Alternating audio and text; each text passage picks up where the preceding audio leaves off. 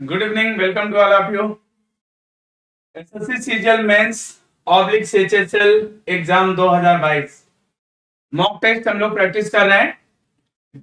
जो भी एस्पिरेंट इसमें शामिल हो रहे हैं तो रीजनिंग के लिए मेरे साथ 5:30 बजे रेगुलर आप लोग जो भी आते हो तो ये मेरी जिम्मेदारी बनती है कि मैं आपका पेपर अच्छा से अच्छा करा सकूं। अगर आप इसके लिए अपीयर हो रहे हैं एग्जाम में या होने वाले हैं अपकमिंग एग्जाम में तो हम लोग अच्छा कर सकेंगे।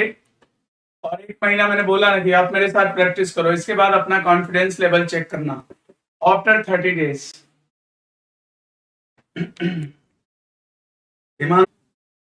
गुड इवनिंग, अनुराग ठाकुर, रोहित पटेल, कनक सिंह, कमलेश कुमार। पीडीएफ पीडीएफ बेटा डाल दिया करो, ये लोग बोलते है ना। हाँ, पीडीएफ डलवा देंगे टेलीग्राम पे, पीडीएफ डलवा देंगे टेलीग्राम पे, ठीक है। बिल्कुल। क्या हुआ, बफरिंग हो रही क्या? कुछ हो रही क्या बफरिंग? ओके, अभी तो सही हो गया।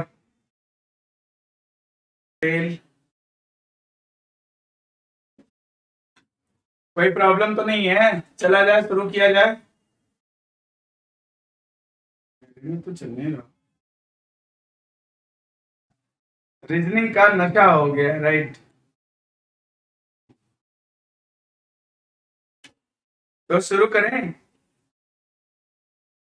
हाँ, सही सही था। अब सही चल रहा है। अब सही चल रहा है। मोबाइल से तो कनेक्ट है, इससे नहीं चल रहा है। ओके, उसको कंप्लेन कर दो कि वहां से सही कर दिया करो। मैं फोन किया था सर आते ही। हेलो, अच्छा ये बताओ वीडियो प्रॉपर चल रही है ना? कोई दिक्कत तो नहीं आ रही, बफरिंग वफरिंग तो नहीं है ना? ओके, चलो। हिमांशु यादव, सत्येंद्र, अर्पित पटेल, प्रज्ञा सोनकर, मेरे वाले से कनेक्ट कर दो। ना चलो, अभी तो चल रहा है मगर दूसरे वाला ऐसा। बीच बीच में न्यू बैच कब से चालू होगा? कौन सा बैच चाहिए आपको? ओके, अभी तो सब कुछ प्रॉपर चल रहा है ना। क्यों ऐसा हो? वो क्या करता है, उसका नेट एकदम दो कौड़ी का है। उसको बोले नहीं सुशील को कि तुम्हारा रोज का रोज नाटक ही होता है। अभी तो प्रॉपर हो गया होगा, सब कुछ सही है ना? अब चल रहा है कि नहीं बोलो। अभी तो बफरिंग नहीं हो रहा ना, सब लोग ओके करो फिर जल्दी से पढ़ाना चालू करें फिर।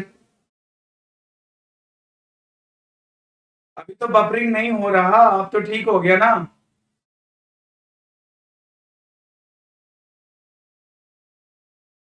अभी भी हो रहा है क्या? अब तो चल रहा है यार, मेरे में तो चल रहा है। अभी ओके ना? अभी सही हो गया। अब कहाँ बफरिंग हो रहा, अब तो सही हो गया। सही है, अभी तो सही हो गया। 15 सेकंड में सर दिखने लगा सही। अब सब कुछ सही है। चलो अब क्लास शुरू करते हैं। ओके,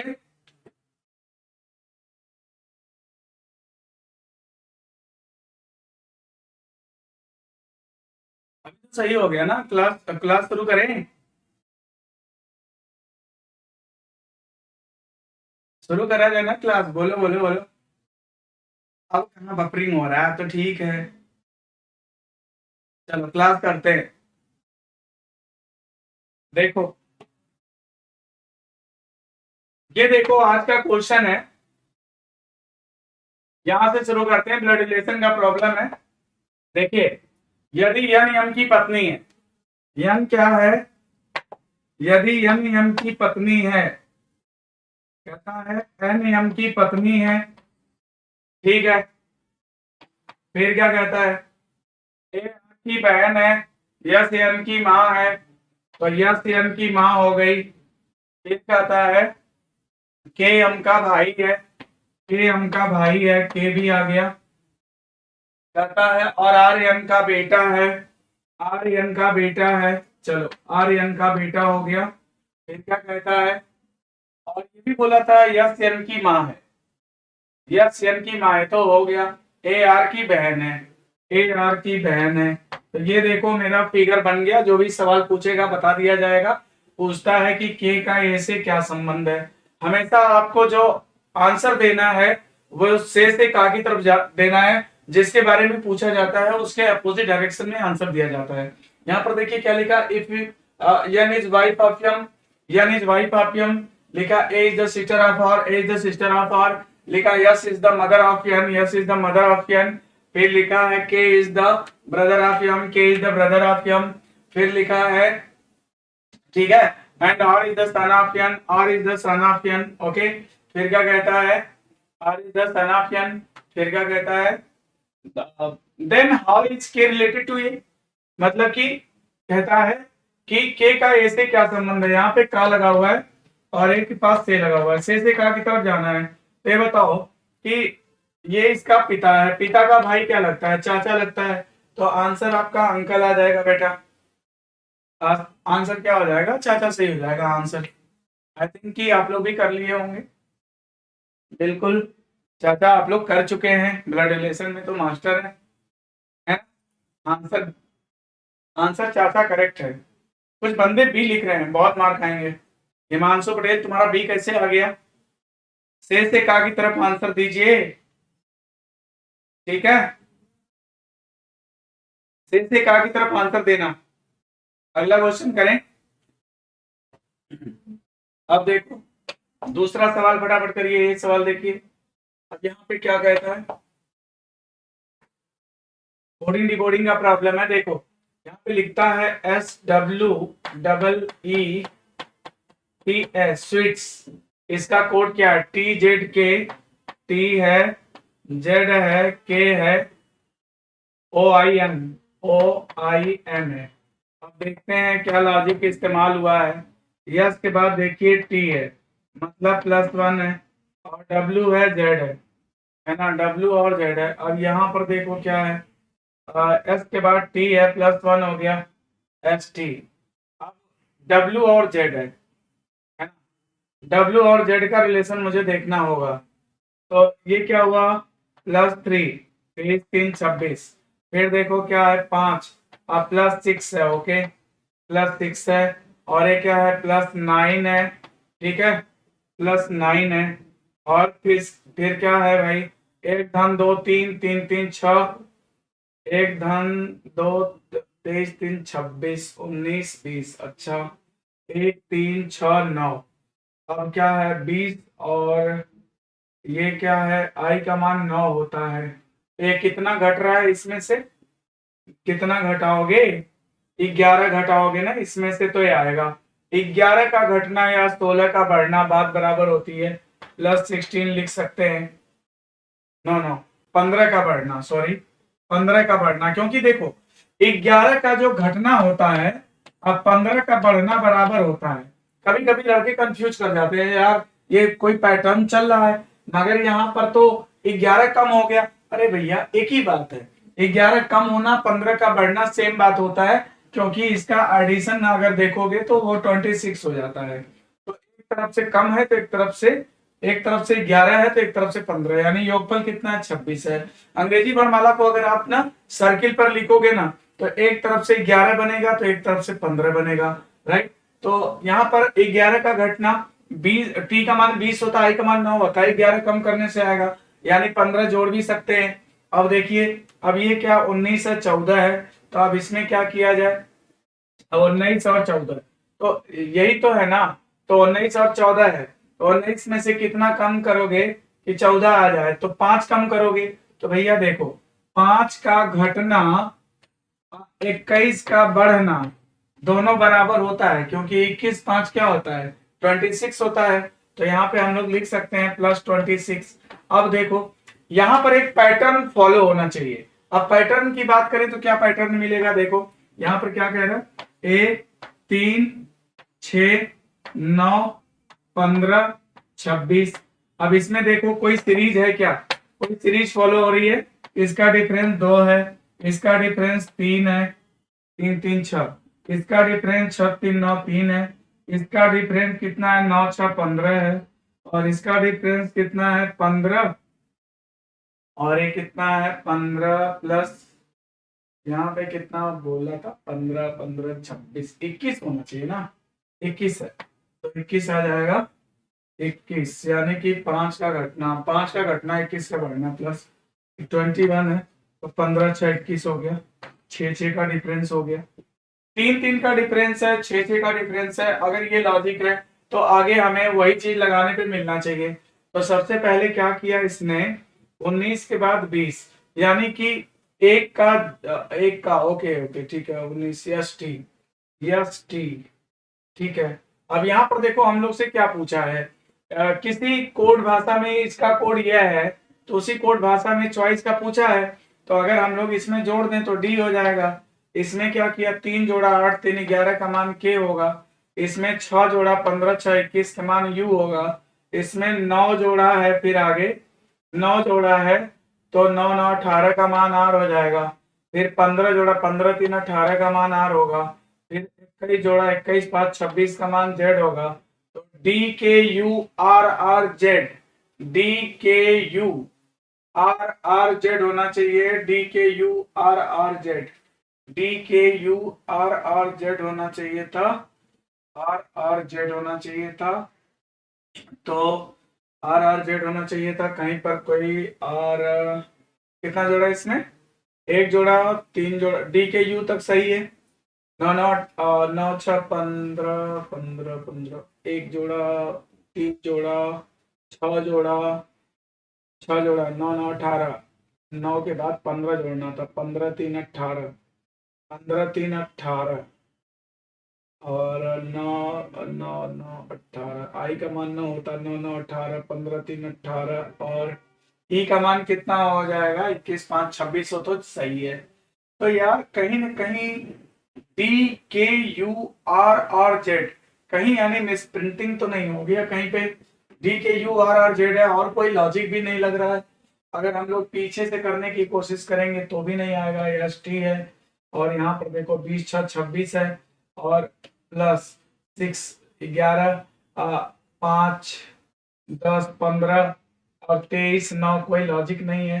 यानी कि D K U are, D K U R are yes बन रहा है। चॉइस का अगर कोड हम लोग यही बनाते हैं, सी में एक जोड़ दिया, यहां तक तो एकदम सही है 15 6 21। फिर 9 जोड़ना चाहिए मुझे आगे, तो 9 जोड़ेंगे तो 9 9 18 हो जाएगा। फिर 15 जोड़ना चाहिए, 15 सी का मान 3 हो जाए, 15 3 18 हो जाएगा। 15 जोड़ना चाहिए क्योंकि okay okay okay okay 15 15 15 choice 1 2 3 4 5 6, 1 2 3 4 5 6 okay. पहले 1 फिर 3 फिर 6 फिर 9 फिर 15 फिर 26। पहले 1 फिर 3 फिर 1 3 6 फिर 9 फिर 15 3 18 21 5 26 यानी कि D K U R R Z बनना चाहिए, आर आर जेड। यहाँ गड़बड़ी हो गई है, लग रहा है मिसप्रिंट है, इसीलिए इतना समय लग रहा है क्योंकि ऑप्शन जो है थोड़ा सा मिसप्रिंटिंग हो गया बेटा। यहाँ पे आर होना चाहिए, D K U R R Z हो जाएगा आंसर इसका, ठीक है। वो टाइप करने में मिसप्रिंट कर दिया है, ऑप्शन ऐसा हो ही नहीं सकता। तो D K U R R Z हो जाएगा आंसर इसका, राइट है, ठीक है। ये लॉजिक है इसमें। अगला क्वेश्चन देखो, तीसरा। इसके विकल्प में, जी हाँ, इसके विकल्प में मिस प्रिंटिंग थी, D K U R R Z होना चाहिए, ठीक।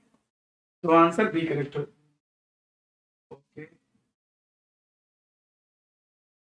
ठीक है। हाँ अगला क्वेश्चन देखा जाए। अब देखो ये सवाल, देखो क्या होगा, जल्दी बताओ। चलो सभी लोग बताओ, फटाफट करो इस क्वेश्चन को, इस क्वेश्चन को किया जाए जल्दी से। इधर देखो, तीर को कोड करता है, क्या कोड करता है देखो, तीर का कोड क्या करता है, सी।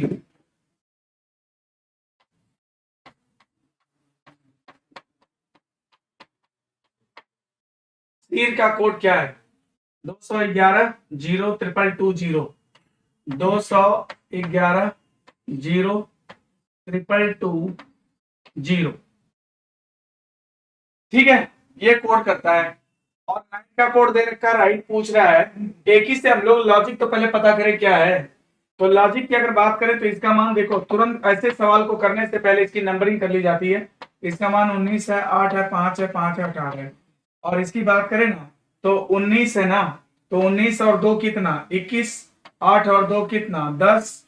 और देखो इसने क्या करा, इसका मान तो 2 लिखा है, इनके लिए 2 कोड आया है।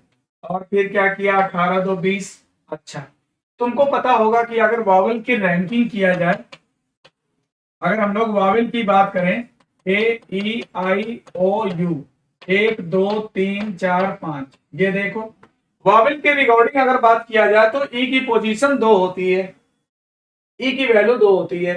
तो देखो जितने कॉन्सोनेंट है उसमें 2 ऐड करके लिख देता है, जितने कॉन्सोनेंट हैं उसमें 2 ऐड कर दिया, और जितने वावेल हैं उनकी पोजीशन अकॉर्डिंग टू वॉवेल के रिकॉर्डिंग लिखता है। तो ये इसका लॉजिक हमें समझ में आ गया है। अब जो भी सवाल पूछेगा आप आंसर बता सकते हैं। देखो आपसे क्या पूछा था, राइट, तो राइट पूछा है, RIGHT, ठीक है। इसका कोड बोलना है। तो आप ये बताओ कि R में 2 जोड़ोगे, R का मान 18, इसका 9, इसका 7 8 20 होता है ना, तो इसमें 2 जोड़ोगे 18 2 20, 20 आ जाएगा। और चूंकि ये आई है, अगर वावेल के रिकॉर्डिंग अगर आई की पोजीशन देखा जाए तो ए ई आई तीसरा होता है, तो यहाँ 3 लिख लो। और यहाँ देखो इसमें 2 जोड़ोगे 7 2 9, और इसमें भी 2 जोड़ोगे 8 2 10 20 2 22, तो ये तुम्हारा बनेगा। तो ये बनेगा 203 910 22, 203 910 22, यानी आंसर क्या हो जाएगा, सी। इस क्वेश्चन का आंसर क्या होगा, सी। राइट। अगला क्वेश्चन देखो, अगला क्वेश्चन देखो, अगला क्वेश्चन क्या है।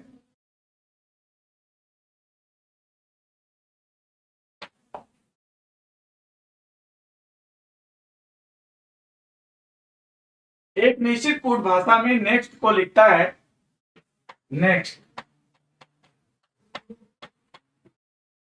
नेक्स्ट को लिखता है MODFWYSU। नेक्स्ट का कोड है। अब क्या कहता है, उसी कोड भाषा में क्लॉक को पूछ रहा है, क्लॉक का कोड पूछ रहा है। तो कैसे करेंगे इसको, देखो अब इसने क्या कर रहा है कि देखो इधर नंबर ऑफ लेटर गिनो कितना है, 1 2 3 4 है, और इधर कितना है 1 2 3 4 5 6 7 8 है। कभी भी लेफ्ट साइड में 4 लेटर है और राइट साइड में अगर आपको 8 लेटर दिखाई देता है ना, इसका मतलब है निश्चित रूप से कि एक single letter for double letter code, यानी एक अक्षर के लिए 2 अक्षर कोड कर सकता है। यानी इसमें क्या करा, इसमें देखो एक अक्षर में क्या करा, जैसे मान लो लेटर है यन, अब इसने क्या किया कि -1 और +1 कर दिया, यन में से एक कम कर दिया और एक बढ़ा दिया, तो 2 अक्षर आ गया इसके लिए। अब इसमें से एक -1 प्लस कर दिया, 2 अक्षर आ गया। इसमें से -1 + 1 कर दिया, 2 आ गया। इसमें से -1 + 1 कर दिया, 2 आ गया। तो बस यही लॉजिक इस्तेमाल कर दो। सी में से -1 करोगे बी आ जाएगा, +1 करोगे डी आ जाएगा। इसमें से -1 करोगे एन आ जाएगा, +1 करोगे पी आ जाएगा। और सी में से -1 करोगे बी आ जाएगा, +1 करोगे डी आ जाएगा। के में से -1 करोगे जे आ जाएगा, यल आ जाएगा। तो ये तुम्हारा आंसर बनेगा। ऑप्शन में देखो कहीं है क्या, BDNPB, BDNPB, ओ BD की BD, ओके ओके ओके, कहीं गड़बड़ हो गया क्या, हाँ ओके, यहाँ पे गड़बड़ लग रहा है क्या, सी में, हाँ। अब देखो यल में से एक कम करेंगे ना, यल में से एक कम करेंगे तो के आएगा, और एल में एक बढ़ाएंगे तो यल एम के एम भी रहेगा उसके पहले। BD KM NP, BD KM NP, BDJL, BDJL, last में एल चाहिए, BDJL। ओके इधर देख लें क्या, तो BDKM NP, BDKM NP, BDJL, yes, answer C correct है। यानी आप लोग भी सेट कर चुके होंगे, सी आंसर करेक्ट होगा सभी लोग का, है ना। सी करेक्ट है कि नहीं, बोलो भाई, सी करेक्ट आंसर है सबका। आप देखो 77 बच्चे हैं, और सभी बच्चों को मेरा बहुत बहुत आशीर्वाद है। और 77 लोग इस समय लाइव चैट कर रहे हैं, ठीक है। और आप लोग 100 आज पार कराना आप लोग की जिम्मेदारी है, ठीक है। चलो देखो अगला करें।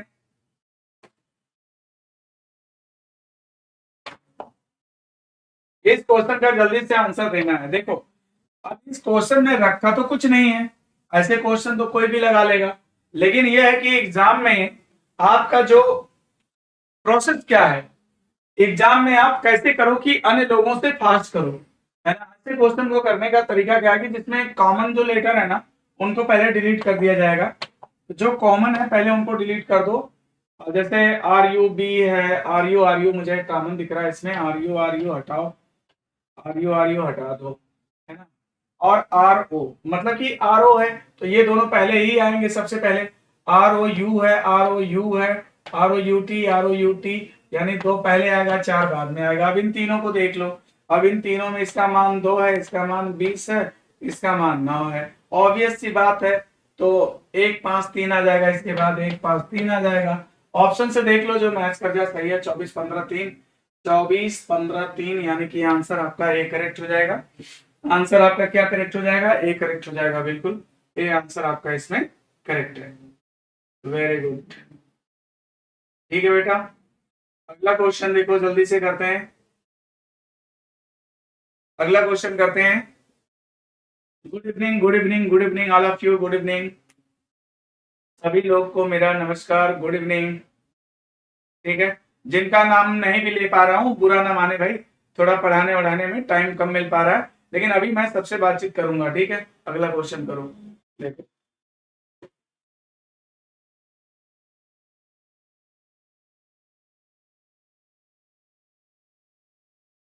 अब अगला क्वेश्चन करते हैं। ये देखो, इसमें बताओ, इसमें आपको ये बताना है, इसमें आपको ये बताना है कि ये जो डिजिट्स है इसमें जो रिलेशन है वही रिलेशन किसमें आप अप्लाई कर सकते हैं। जो डिजिट है उसमें जो रिलेशन है वही रिलेशन आप किसमें अप्लाई कर सकते हैं, इसमें ये आपको बताना है। तो देखिए कैसे करेंगे इसको, ठीक है। 36 74 और 55 है, तो देखो क्या क्या है, क्या क्या है, 36 है, 74 है और 55 है। इसका डिफरेंस कितना आ रहा है? 4, 14 में 6 गया, 8 आ गया, और यहाँ पर हो गया आपका 6 में से 38 का डिफरेंस है। और इसमें कितना डिफरेंस है? 5 में से 4 गया, तो 74 में से इसको बता दें, इसमें +38 है और इसमें क्या रिलेशन बन रहा है, इसमें -19 है, ठीक है। -19 बनेगा यानी कि इसका आधा बन रहा है, ठीक है। तो सबसे पहले +38 फिर -19, क्या ये रिलेशन कहीं आपको मिल रहा है? 38 जोड़ेंगे तो ये तो बनेगा नहीं। इसमें देखिए 38 अगर आप जोड़ते हैं तो क्या ये बन पाएगा? कितना अच्छा, कितना बन रहा है इसका? 40 है, 52 है, 40 और 52 का डिफरेंस कितना हो जाएगा? 12, और 12 हो जाएगा, और 52 और 46 का डिफरेंस कितना होता है? 6 होता है। मतलब इसके डिफरेंस का, इसमें देखिए +12 है और ये इसका क्या है? /2 यानी आधा है। यानी कि एक सिमिलर रिलेशन मिल रहा है, क्या कि जैसे इसमें 38 जोड़ा गया था तो 74 आया था, फिर उसी का 38 का आधा इसमें से घटा दिया गया तो 55 आ गया। तो अगर हम लोग बात करें तो ये ऑप्शन देखो, इसमें 40 और 52 है, इसका डिफरेंस कितना बन रहा? 12, और इसी 12 का आधा जो है जब 52 में से हम लोग घटाएंगे 46 आ जाएगा। मतलब इसमें आप कह सकते हैं कि आपका आंसर बी करेक्ट है, ठीक है। बी करेक्ट ऑप्शन है, बिल्कुल सही बात है, बी सबका करेक्ट आंसर है। सत्येंद्र कुमार, रोहित पटेल, प्रयागराज, राजू यादव, करण यादव, अमित यादव, सत्येंद्र, नीलेश वर्मा, हिमांशु पटेल, सबका आंसर बी है, राइट, वेरी गुड, बहुत बढ़िया। 70 21 43, ठीक है। अगला क्वेश्चन करें, देखो ये क्वेश्चन देखो, क्वेश्चन नंबर 7 देखो, इसमें क्या कहता है, ये देखो ये क्या कहता है, ए है, एफ है, एच है, पी है, और इसका अगर हम लोग रिलेशन देखें तो बी है, आई है, एन है, जेड है। अब देखो ये क्या कह रहा है, ए में जोड़ दिया, बी आ गया, और ये 3 9 +3 आ जाएगा, और ये क्या है 8 6 14 +6 आ जाएगा, और ये 16 है, और ये जेड है, तो कितना 6 4 10 +4 आ जाएगा। अगर हम लोग देखें तो ये रिलेशन बन रहा है, इसका जो रिलेशन बन रहा है क्या बन रहा है, ऐसा बन रहा है, +1 है, +3 है, +6 है, और +6 है। अच्छा, +6 है, 8 6 14, और ये कितना बन रहा है 16 6 16 4 20 4 10 +10 +10। अगर हम लोग देखें कोई सीरीज बन रही है क्या, 1 3 6 10 बन, इसका अगर हम लोग देखें तो 1 3 6 10 बन रहा है। अब इसका डिफरेंस अगर लोगे तो 2 आएगा, इसका डिफरेंस अगर लिया जाए 3 आएगा, इसका डिफरेंस अगर लिया जाए तो 4 आएगा, मतलब 2 3 4 का डिफरेंस बन रहा है। यानी जो रिलेशन इसमें हमको मिला वही रिलेशन आगे हमें अप्लाई कर देना चाहिए। तो अगर हम लोग आगे अप्लाई करते हैं तो बी में 1 जोड़ेंगे, सी आ जाएगा, और इसमें कितना 3 जोड़ेंगे, तो 26 में 3 जोड़ो।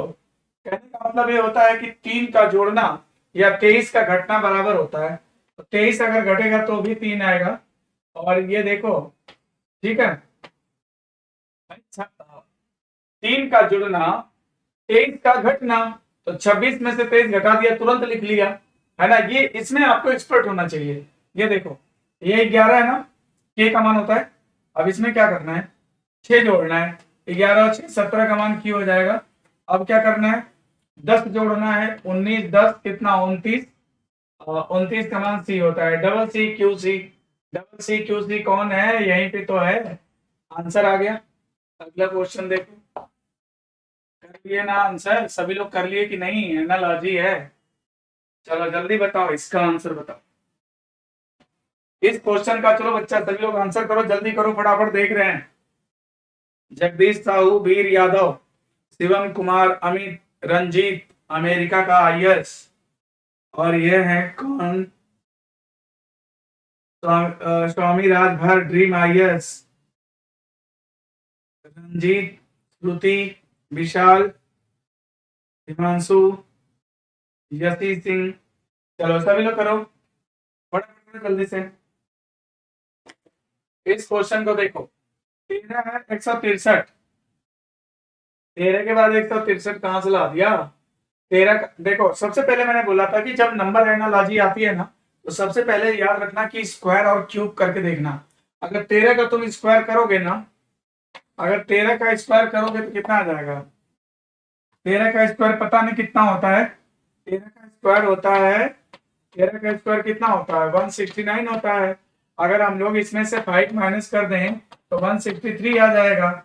और ये बताओ 9 का स्क्वायर कितना होता है 81 होता है, और 81 में से अगर हम लोग 5 माइनस कर दें तो कितना आ जाएगा, 81 में से अगर हम लोग 5 माइनस कर दें तो कितना आ जाएगा बोलो, 76 81 81 ऐसा करने से आएगा क्या, 9 का वर्ग 81, एक मिनट, 6 माइनस करेंगे ना, 6 माइनस करना है, 169 में से 6 माइनस करेंगे तो 163 आएगा, और इसका वर्ग करके 9 का वर्ग करके 6 माइनस कर दो 75 आ जाएगा। 11 का वर्ग 121 होता है, और इसमें से 6 माइनस कर दो, है ना, तो कितना आ जाएगा बोलो 15, 115। आंसर ए करेक्ट है, आंसर ए करेक्ट है, वेरी गुड, बहुत बढ़िया। हिमांशु यादव, विपिन, रवि सर का पंखा, कौन है मेरा पंखा, आंसर ए सत्येंद्र कुमार, यशी, 115 सबका आंसर सही है। अनुज चौधरी, अमित यादव, सभी का आंसर सही है, राइट। देखो अगले क्वेश्चन में चलें, ये क्वेश्चन देखो, इसको करिए जल्दी से बताइए, इसमें छाटने वाला क्वेश्चन है। ये देखो यहाँ पर क्या करना है, यहाँ पे 20 है 16 है, तो ये कैसे करें इसको हम, 20 और 16 -6 -4, यहाँ पर क्या है -4, ठीक है, और 16 के बाद ये 23 है, 4 3 7 +7, ठीक है, +7, और ये 23 के बाद 18 है -5, ठीक है। अब इसी तरह से आगे हम लोग देखें, तो 2 है, 24 है, तो प्लस 22 हो जाएगा। और ये ई है और ये एक्स है। 24 में से कितना, 24 में से कितना घटाओगे, 24 में से कितना घटाओगे कि 5 आ जाएगा, बताओ। 5, 19, 19 घटाना है, 19 घटाना, 19 घटाना है। और यहाँ देखो 22 जोड़ना है। 2 में अगर 22 जोड़ोगे तो 24 आएगा ना बेटा। तो 22 जोड़ना या 4 घटाना बात बराबर होती है, याद रखना। क्योंकि 22 4 26 होता है। 22 4 कितना होता है, 26 होता है। अब देखो, अब यहाँ पर देखो 19 का घटाना और 7 का जुड़ना बात बराबर होती है। 19 का घटना 7 का जुड़ना बात बराबर होती है, +7 हो जाएगा। क्योंकि 19 7 26 होता है। ठीक है। अब देखो, अब यहाँ पर क्या कह रहा है, 5 है और 22 है ना। इसका क्या कर रहा है, 5 में कितना जोड़ेगा, 17 जोड़ेगा। तो 17 17, अच्छा 5 17 5 22 होता है। तो ये बताइए 17 का जुड़ना और 9 का घटना, यहाँ तो -9 हो जाएगा।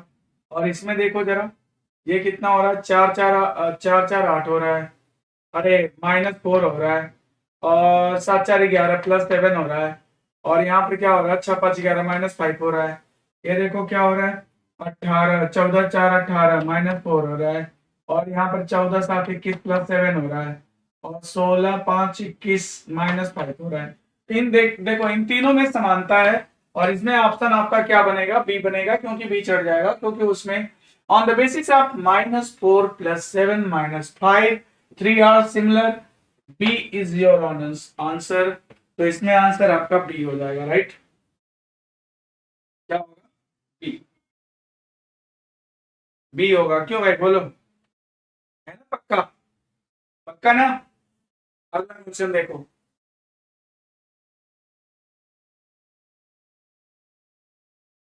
अब क्वेश्चन नंबर 10 देखिए क्या है। यहां पर क्या बोलता है इसको, यूरोप का संबंध है स्विट्जरलैंड से। यूरोप, स्विट्जरलैंड, तो एशिया का संबंध किससे होगा, बताओ। एशिया, यूरोप, स्विट्जरलैंड, है ना। तो एशिया का संबंध क्या होगा, एशिया का संबंध किससे होगा। चलो सब लोग आंसर करो जल्दी से, इस क्वेश्चन का आंसर करो।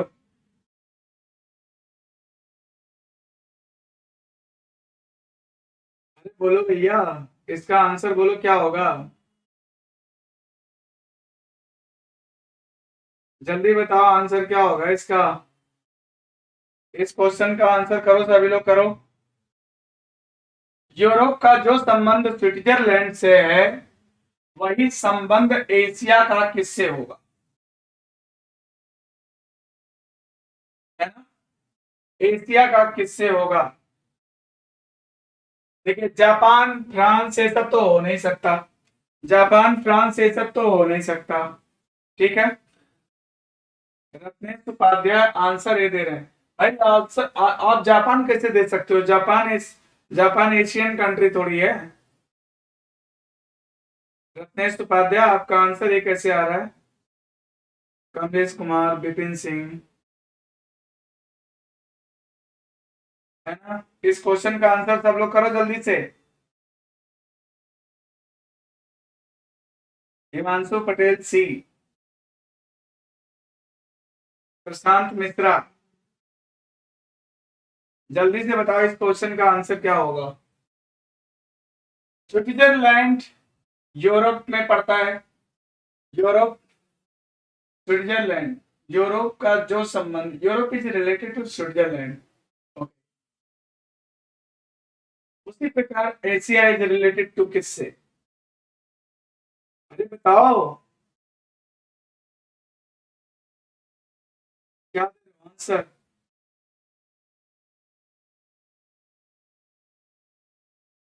आंसर क्या होगा, आंसर ये कैसे होगा, जापान कैसे हो सकता है बताओ। यूरोप का, स्विट्जरलैंड यूरोपियन कंट्री है। यूरोपियन कंट्री है, इसमें यूरोपियन कंट्री स्विट्जरलैंड है। विश्व हो नहीं सकता, फ्रांस भी यूरोप का है, तो महाद्वीप ही बचता है और कुछ बचता नहीं है। महाद्वीप ही आंसर होगा, इसमें सी करेक्ट है। शशिकांत, सी सही है, सी करेक्ट होगा। ठीक है, अगला।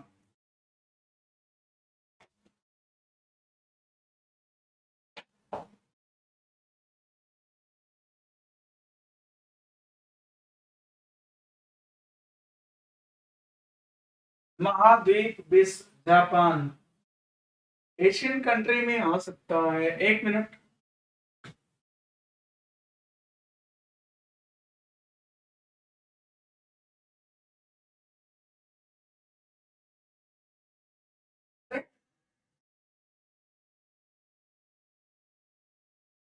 क्या होगा बताओ जल्दी, फटाफट करो, जल्दी से बताओ।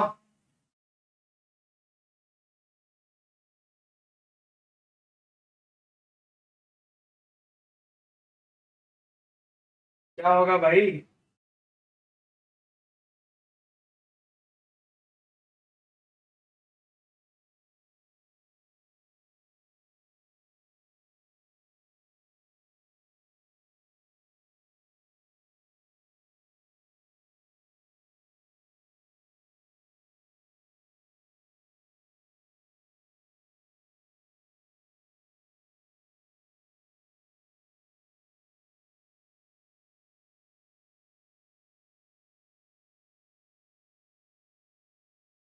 आंसर क्या होगा? सही है, सही है। जिनका जापान जापान था, वो आंसर उन्हीं का सही है भाई। इसमें रीजनिंग थोड़ा मिस्टेक हो गया लगाने में मेरे से। इसमें जापान ईस्ट एशिया का कंट्री है, जापान भी एशियन कंट्री है, तो जापानी होगा। यूरोप, स्विट्जरलैंड यूरोप का है। यूरोप का, जिस प्रकार स्विट्जरलैंड यूरोप में आता है, उसी प्रकार जापान जो है एशियन कंट्री में आता है। ईस्ट ईस्ट एशियन कंट्री में जापान आता है। जापान सही था। जिन बच्चों ने जापान दिया था उन्हीं का आंसर सही है, सी वाले गलत है। सी ऑप्शन बिल्कुल गलत है, एकदम सही बात है। जापान एशिया, ईस्ट एशिया में, राइट, सही है। Very good. अरे श्रुति, तुमको भी कुछ आता है क्या? तुमने तो सही बता दिया था, अंदाजा मारा था क्या?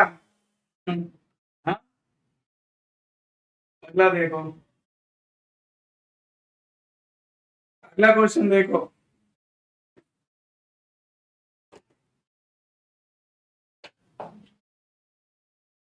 इस क्वेश्चन को बताइए जल्दी से, नंबर सीरीज है। नंबर सीरीज कैसे करेंगे, देखो इधर। 11, 9, 15 और 41 है। इसका अंतर कितना हो गया बताओ? 2 का अंतर है, और ये 9, 6 का अंतर है। तो यहाँ पर -2 + 6 है, और यहाँ पर कितना हो जाएगा देखो, 26 हो जाएगा। और ये कितना है, प्लस है, तो कितना, 11, 9। कैसे हो सकता है, कैसे हो सकता है? 11 एक कम 11। देखो, ये तो कंफर्म है कि डिफरेंसेस नहीं है, क्योंकि डिफरेंसेस नहीं है, क्योंकि यहाँ पर सीरीज घटी है फिर बढ़ी है, घटी बढ़ी है, इसका मतलब डिफरेंसेस तो नहीं है। अगर डिफरेंसेस नहीं है तो इसमें या तो मल्टीप्लाई और डिवीजन हो सकता है, तो कुछ हमें और चेक करना चाहिए, ये बात तो नहीं है। अब देखो, 11 में 1 का गुणा करके 2 घटा दो तब भी 9 आ जाएगा।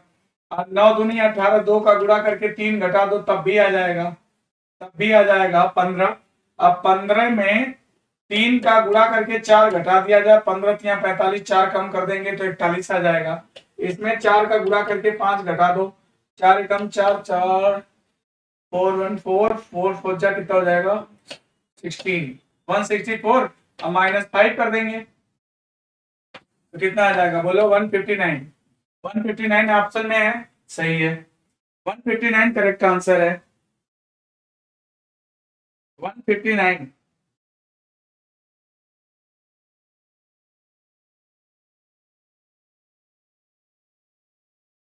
ठीक है, अगला क्वेश्चन देखो। अगला क्वेश्चन देखो।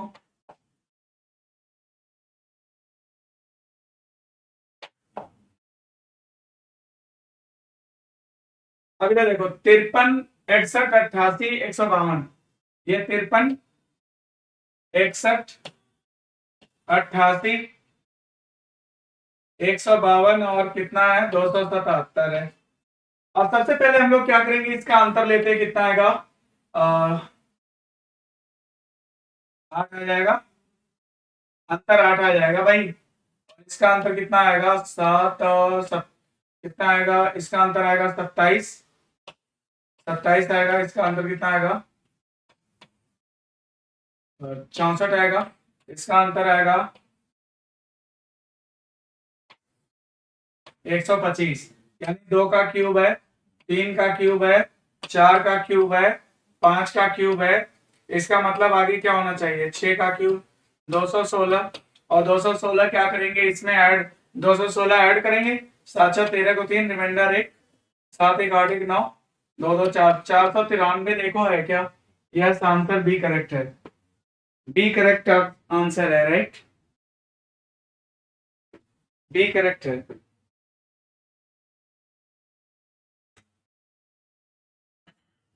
ठीक है ना भाई, बोलो भाई, करेक्ट है ना, सही आंसर बी राइट आंसर है। अगला क्वेश्चन देखो।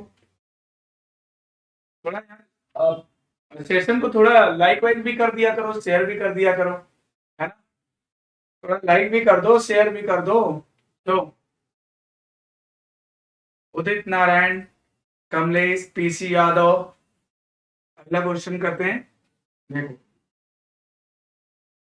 अब ये क्वेश्चन करते हैं, अगला क्या है, जल्दी से करो सभी लोग, बनाओ, देखते हैं कौन कौन बना लेते हैं इसको। ये लेटर सीरीज का क्वेश्चन है, फटाफट करो जल्दी से, चलो सभी करो जल्दी से, जल्दी करो इस क्वेश्चन को, इस क्वेश्चन को जल्दी करिए सभी लोग।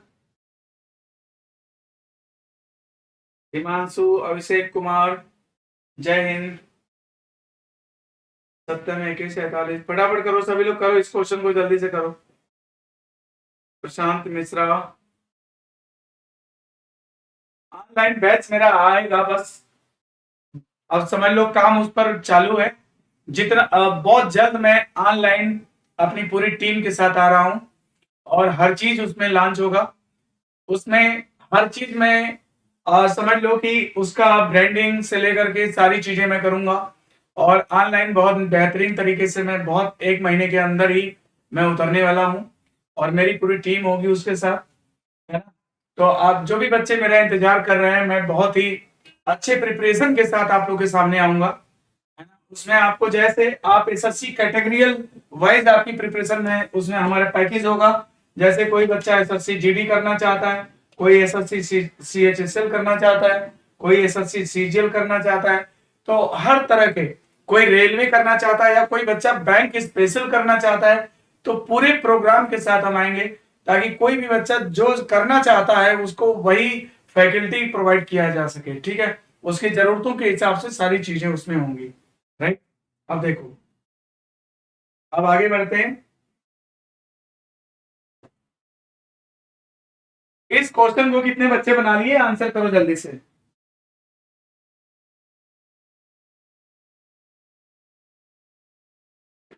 चलो इस क्वेश्चन को जल्दी सभी लोग बोलो, जल्दी से करो बच्चा, जल्दी करो।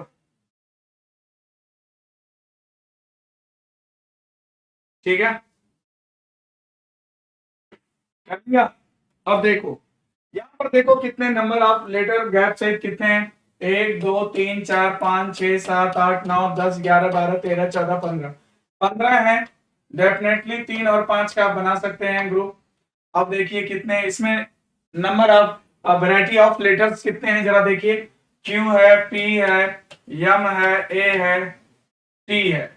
मतलब कि आप number of variety of letter की बात करोगे तो इसमें 5 प्रकार के हैं, तो डेफिनेटली 5 5 का ग्रुप बनेगा। तो 5 5 का बना दो, 1 2 3 4 5, 1 2 3 4 5, 1 2 3 4 5, 2 2 4 1 5, 2 2 4 1 5 हो गया। अब देखो लास्ट में यम है और शुरू में क्यू है, तो यहाँ यम भर दो, यहाँ क्यू भर दो, और क्यू के बाद ए है, ए के बाद अभी भरना है, रुक जाओ। अब इसके बाद क्या करना है, यम के पहले टी होना चाहिए, तो यम के पहले टी भर दो, टी के पहले क्या है, पी है, यहाँ पी भर दो, ए के बाद पी होना चाहिए, ई के बाद पी भर दो, क्यू के बाद ए होना चाहिए, ए भर दो। तो क्या तुमने भरा, ए भरा, टी भरा, क्यू भरा, पी भरा, एम भरा, पी भरा, ये आपका आंसर है।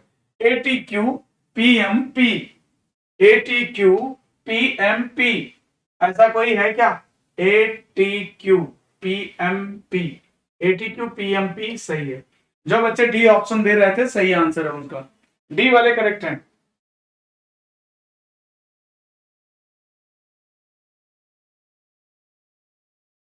ठीक है, डी जितने बच्चे बताए हैं उनका आंसर करेक्ट है। हिमांशु पटेल सर आपका ऑफलाइन बैच सुपर है, बिल्कुल सुपर है, बिल्कुल सुपर बैच है। देखो है ना, अगला क्वेश्चन करें। अब ये देखो अगला क्वेश्चन, ये है लेटर सीरीज का क्वेश्चन है, जल्दी से बना लो इसको। लेटर सीरीज है, कैसे करेंगे देखो, 1 धन 4 5, 5 4 9, 9 4, 9 4 नहीं है यहाँ पर, क्या एक मतलब अगर देखें तो वॉवेल वाला रूल है, ए ई आई ओ, यहाँ पर ओ होना चाहिए, ए ई आई ओ, यहाँ आगे यू मिलेगा।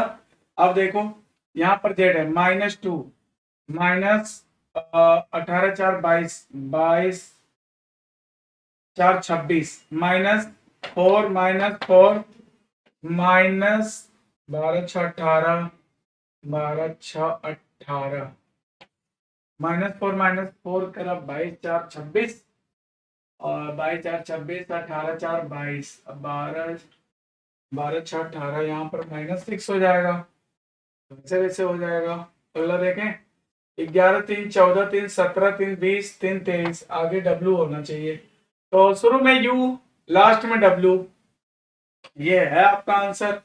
यू एफ डब्ल्यू सही आंसर है, यू एफ डब्ल्यू सही आंसर है, यू एफ डब्ल्यू सही आंसर है बेटा, है ना, यू एफ डब्ल्यू सही आंसर है, राइट। भूत प्रेत भी आ चुके हैं, स्वागत नहीं करोगे हमारा, वेलकम है भाई, आपका भी वेलकम है। अगला देखो, अगला क्वेश्चन करें, करिश्मा यादव सी, सदन कुमार, विपिन सिंह, सबका सही है। चलो अगला क्वेश्चन करें। ये देखो, ये डाइस का प्रॉब्लम है, और सभी लोग बताओ जल्दी से क्या होगा। आई थिंक आप लोगों को दिख रहा होगा, मोबाइल में तो दिख ही रहा है ना, मैं भी देख लूं जरा दिख रहा है कि नहीं, दिख रहा है ना प्रॉब्लम सबको।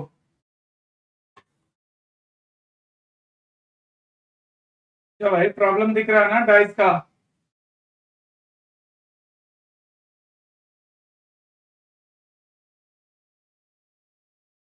चलो फटाफट बताओ, जल्दी बताओ, दिख रहा है कि नहीं, मैं बना दूं, नहीं दिख रहा।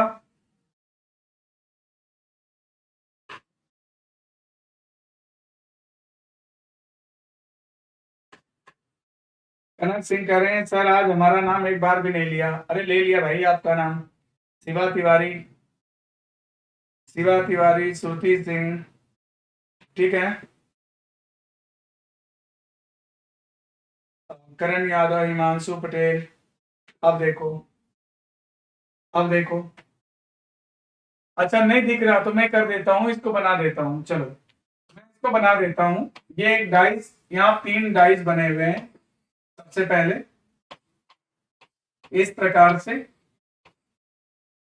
यहाँ पर 3 डाइस बनाए गए हैं बेटा। अब देखो क्या कर रहे हैं, यहाँ पर 3 है, 6 है, 2 है, यहाँ पे 3 2 1 है, यहाँ 3 1 5 है, और आपको बताना है, इसको मैं कर दूं, ये देखो 3 है, यहाँ 5 है, यहाँ 2 है, 3 है, 5 है, 6 है, 2 है, 5 है, 6 है, 4 है, 6 है, 2 है। लो बना दिया। अब तो सबको दिख रहा होगा, अब तो प्रॉपर दिख रहा होगा सबको। अब देखो करना क्या है, कहता है कि एक पासे को 3 बार एक ही क्रम में घुमाया जाता है ना। एक पासे को 3 बार एक ही क्रम में घुमाया जाता है। इसकी दो स्थितियां x1 और x2 दी गई हैं। निम्नलिखित विकल्पों में से अगली संभावित स्थिति का चयन करें। इंग्लिश पढ़ लीजिए। A dice X is rolled 3 times in the same order. Its two positions x1 and x2 are given. Select the next possible situation from the following option. ठीक है, अब देखो, अब इसमें क्या करना है। अरे थोड़ा सा अब देखो, थोड़ा सा और ऊपर लेना पड़ेगा मुझे। अब करेक्ट है, अब सही आ गया। देखो अब यहाँ पर क्या है कि सबसे पहले अपोजिट निकाल लो। इसमें से कोई भी दो पासा आप सेलेक्ट करो जिसमें एक ही सतह कॉमन हो। विपरीत कैसे निकलता है बताओ, विपरीत कैसे निकलता है। इसमें से कोई भी दो पासा सेलेक्ट करो जिसमें एक ही सतह कॉमन हो, बताओ। चलो मैं पहला और तीसरा चुन लेता हूं। 3 6 2 लिख लो, 3 6 2। ये देखो 3 1 5 लिख लो, 3 1 5। जो दिखाई न दे उसे नीचे लिख लो, जो दिखाई न दे उसे नीचे लिख लो। क्या नहीं दिखा, 4। सबके विपरीत आ गए। तो याद रखो कि दो विपरीत सतह कभी एक साथ दिखाई नहीं देते। 3 और 4 कभी एक साथ नहीं दिखना चाहिए। ठीक है, अच्छा यहाँ पे तो घुमाना है ना। एक पासे को 3 बार घुमाया जाता है। तो देखो अब घुमाया जाता है तो क्या होता है, कैसे घुमा रहा है। इस पासे को देखो कैसे घुमा रहा है। इस पासे को ऐसे घुमा दिया, मतलब कि अगर बोले तो एंटी क्लॉक घुमा दिया। ठीक है, इसको एंटी क्लॉक घुमा दिया, ऐसे आ गया। 2 ऊपर चला गया, 3 अपनी जगह पे है, 6 जो है उधर चला गया। अब देखो 6 का विपरीत 1 है तो 1 इधर आ गया। अब क्या करेगा, इसको घुमाएगा, इसको घुमाएगा, 1 ऊपर आ गया, 6 इस समय नीचे होगा। अब जब फिर घुमाएगा तो देखो इस समय 1 का विपरीत 6 नीचे है। जब अगली बार फिर से वैसे ही घुमाएगा तो क्या हो जाएगा कि देखो जब इसको एक बार और घुमाएगा तो 3 तो बेटा अपनी जगह पर ही पाया जाएगा, मगर 1 का विपरीत जो 6 है वो 5 की जगह चला आएगा और 5 जो है वहां पे चला जाएगा। ठीक है, तो 3 5 6 जहां पे होगा वही आंसर होगा, यानी आंसर आपका बी करेक्ट है। आंसर आपका बी करेक्ट है। जिन बच्चों ने इसमें आंसर बी दिया है उनका आंसर करेक्ट है। आंसर बी करेक्ट है, रत्नेश उपाध्याय सही आंसर है। अब मास्टर तुम क्या दियो यार, ये मास्टर तुम्हारा आंसर आज गलत आ रहा है ना। तुम्ही ने जापान वाला गलत कराया था। जापान एशियन कंट्री है, ईस्ट इंडिया की कंपनी है, तुम महाद्वीप मारे थे। और आंसर गलत दे दिए डाइस में भी। देखो अगला आंसर क्या होगा, बी करेक्ट आंसर है। ठीक है, चलो फटाफट करते हैं, अगला सवाल करते हैं।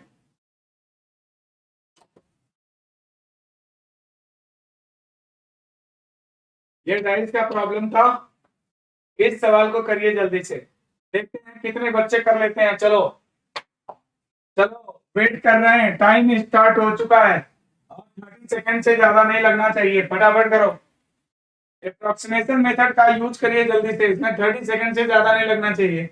फटाफट करो जल्दी से। कर लिए, अरे करे कि नहीं करे।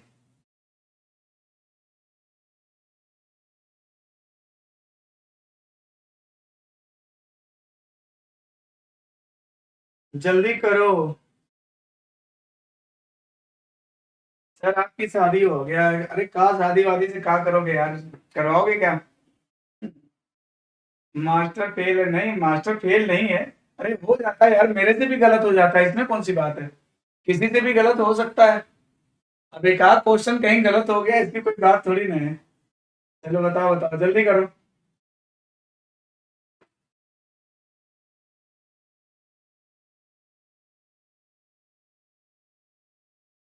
चलो फटाफट करो जल्दी से।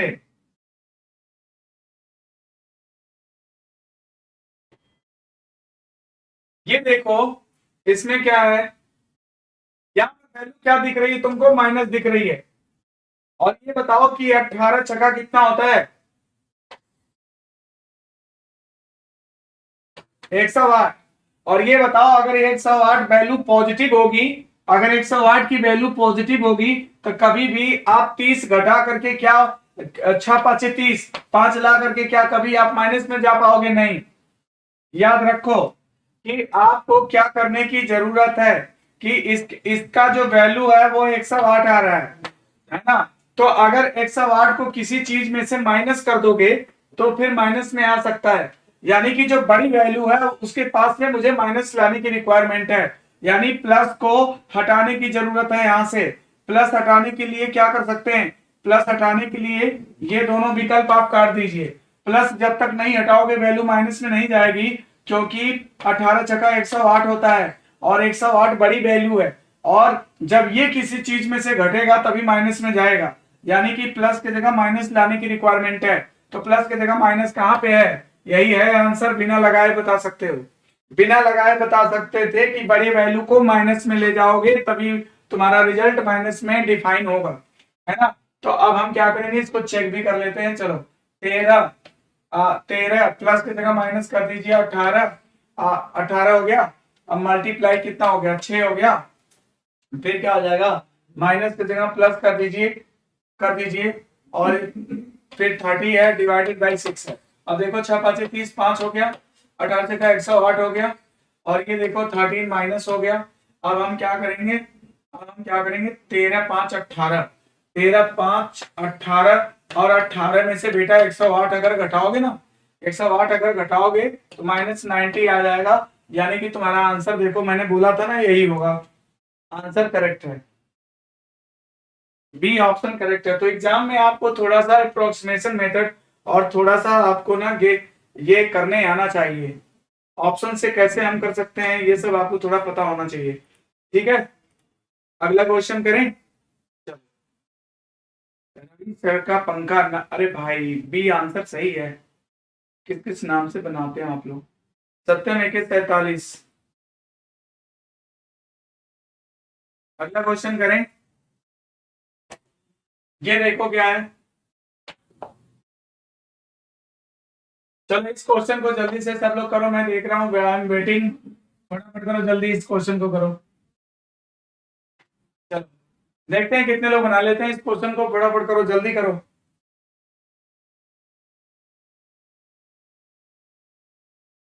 अरे करो भाई, सभी लोग करो इस क्वेश्चन को जल्दी से करो।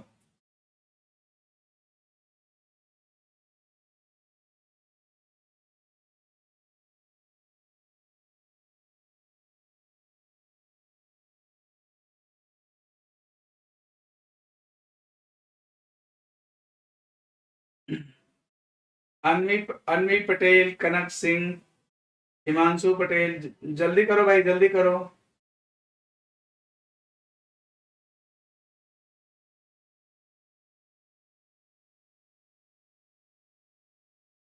अगला क्वेश्चन करो जल्दी से।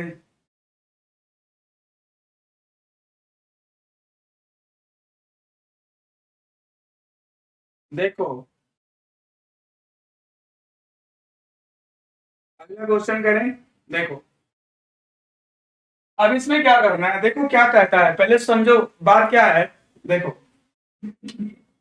क्या कहता है, देखो सी ने बी से एक मशीन खरीदा, किसने खरीदा, सी ने किससे खरीदा, बी से खरीदा, बी ने बेचा किसको, सी को। फिर क्या कहता है, जिसने ए से खरीदी थी, मतलब बी ने ए से खरीदी थी, मतलब ए ने बेचा था बी को। सी ने मशीन को कितने में खरीदा है, 9,360 रुपए में, 9,360 रुपए में सी ने खरीदा है। कहता है इस बिक्री पर ए और बी ने क्रमशः 30% और 20% का लाभ अर्जित किया। मान लीजिए कि ए के पास जो मशीन थी उसकी कीमत 100 रुपए है, ठीक है। ए के पास जो मशीन है उसकी कीमत कितनी है, 100 रुपए है। 30% लाभ पर वो बी को दे देता है। तो ये बताओ 100 रुपए का सामान कितने में बेचोगे तुमको 30% का लाभ होगा, 130 में, यानी इनको बेच देता है कितने में, 130 में। अब क्या हुआ, अब क्या हुआ, अब बी बेचता है सी को, कितने लाभ पर बेचता है, 20% लाभ पर। तो 130 का 20% अगर निकालोगे तो कितना आ जाएगा, 26 आ जाएगा। और 26 और 130 कितना हो जाएगा, 156। यानी ये बेचते हैं कितने में, 156 में इसको बेच देते हैं, है ना। देखो इनके पास जो सामान था उसकी कीमत कितनी है, 100 रुपए। 30% लाभ पर बेच दिया बी को, मतलब 130 रुपए बेच दिया। और इसके बाद अगर 130 का अगर हम लोग 20% निकालेंगे तो 26 आएगा, है ना। यानी कि 130 प्लस 26, यानी कि 20% लाभ पर बेच दिया, 156 रुपए बेच दिया किसको, सी को। अच्छा, तो सी को, ठीक है, तो ये 156 में बेच दिया, ठीक है। 156 जो है वो किसमें है, वो तो हमारी एज्यूम्ड वैल्यू है, और वो वैल्यू किसके बराबर है, 9,360 रुपए के बराबर है। 156 किसके बराबर है, 9,360 रुपए के बराबर है। 156 बराबर 9,360। और आपसे क्या पूछा है, ए ने मशीन को किस मूल्य पर बेचा, ए ने मशीन को किस मूल्य पर बेचा, ए ने कितने में बेचा है मशीन को, बताओ, 130 रुपए में। सेलिंग प्राइस कितना है, 130 रुपए। और ये क्या है, कास्ट प्राइस है, और ये 130 रुपए उसकी सेलिंग प्राइस है, 130 में बेचा है। तो अगर 156 की वैल्यू बराबर है किसके, 9,360 के, तो इसलिए एक पर निकाल लो 9,360 बटा 156, और इसलिए कितने पे, इसलिए कितने पे निकालोगे, 130 पे, क्योंकि उसकी सेलिंग प्राइस पूछ रहा है। अब इसको काट देंगे तो कितना आ जाएगा, देखो कितना आ जाएगा, बोलो। ये आ जाएगा 2 7 14, 2 8 16, और कितना आ जाएगा, 2 6 12, 2 5 10, 65। अच्छा 65 आ गया, और काटो इसको, कितना आ जाएगा, 65, 156, और ये कितना है, 60। अगर हम लोग इससे और बड़े डिजिट से करें, 12 कम 12, 3 15, 12 3 36, 13 आ जाएगा, रुक जाओ यहाँ पे, 100, 9,360 बटे 156, अगले कितना है, 130 है। तो ये देखो, इसको काट देंगे, 12 से, 12 कम 12, 12 3 36, 13 आ गया। इसको काट दो, 12 बटे 12, 12 सत्ते 84, 7 बार गया, 84 6 3 9, 12 बटे 96, ये हो गया। और ये 13 13 कट जाएगा, एक 10 आ गया, 10 बटे 7800, 7800 आंसर आएगा, यानी आंसर एक करेक्ट है, आंसर एक करेक्ट है, सही है ना, 7800 राइट आंसर है।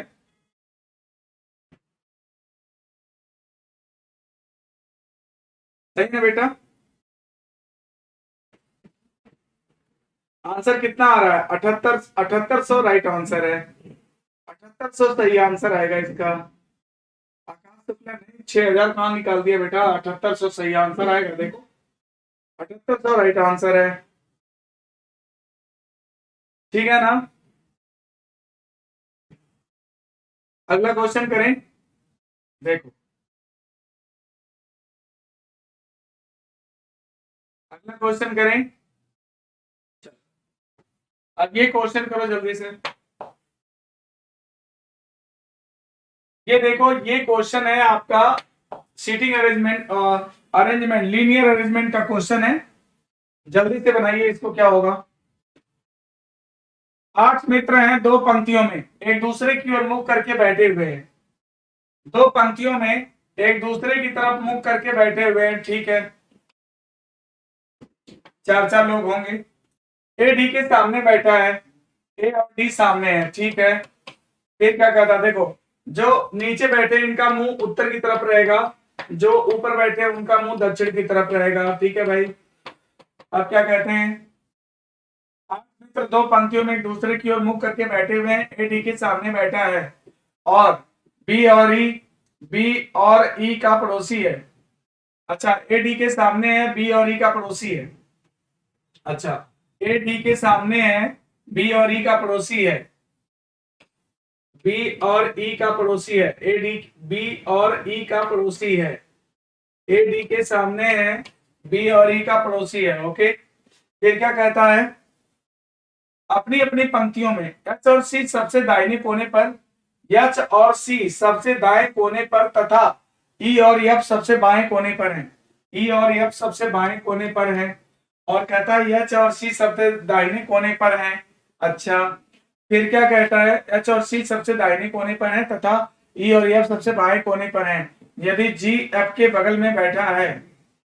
ओके ओके ओके, बाएं कोने पर है, ई ई ई ई।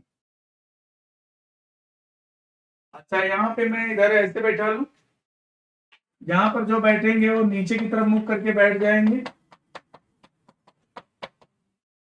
और यहाँ जो बैठेंगे ऊपर की तरफ मुख करके बैठ जाएंगे। अगर हम लोग, क्या कहता है, शुरू से पढ़ लो, ई को अगर यहाँ रख लें तो क्या हो जाएगा, आठ में तो दो पंक्ति बैठे, ए डी के सामने बैठा है, ए डी के सामने बैठा है। ओके, और बी और ई का पड़ोसी है, ए डी के सामने बैठा, बी और ई का पड़ोसी है, डी को यहाँ बैठा लो। और क्या कहता है, अपनी अपनी पंक्तियों में एच और सी सबसे दाहिने कोने पर बैठे हैं, चलो उधर ले जाएंगे उनको। और फिर कहता है तथा ई और एफ सबसे बाएं कोने पर बैठे हैं, तो चलो एफ को यहाँ पर ले आ दिए, बाएं कोने पर बैठे हैं। फिर आगे क्या बोलता है, ई और एफ सबसे बाएं कोने पर बैठे हैं।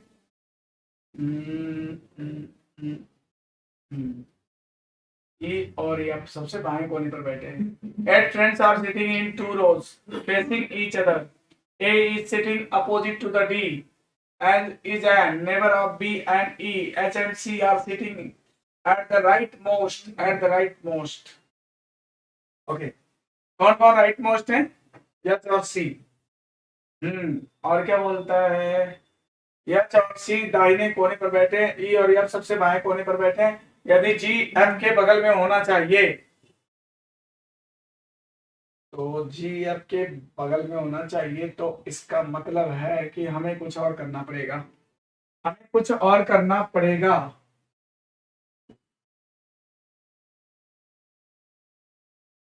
क्या कहता है, शुरू में क्या बोलता है, A is sitting opposite to the D and is a neighbour of B and E, B और ई का पड़ोसी है, ई एक्सट्रीम एंड पर बैठा हुआ है।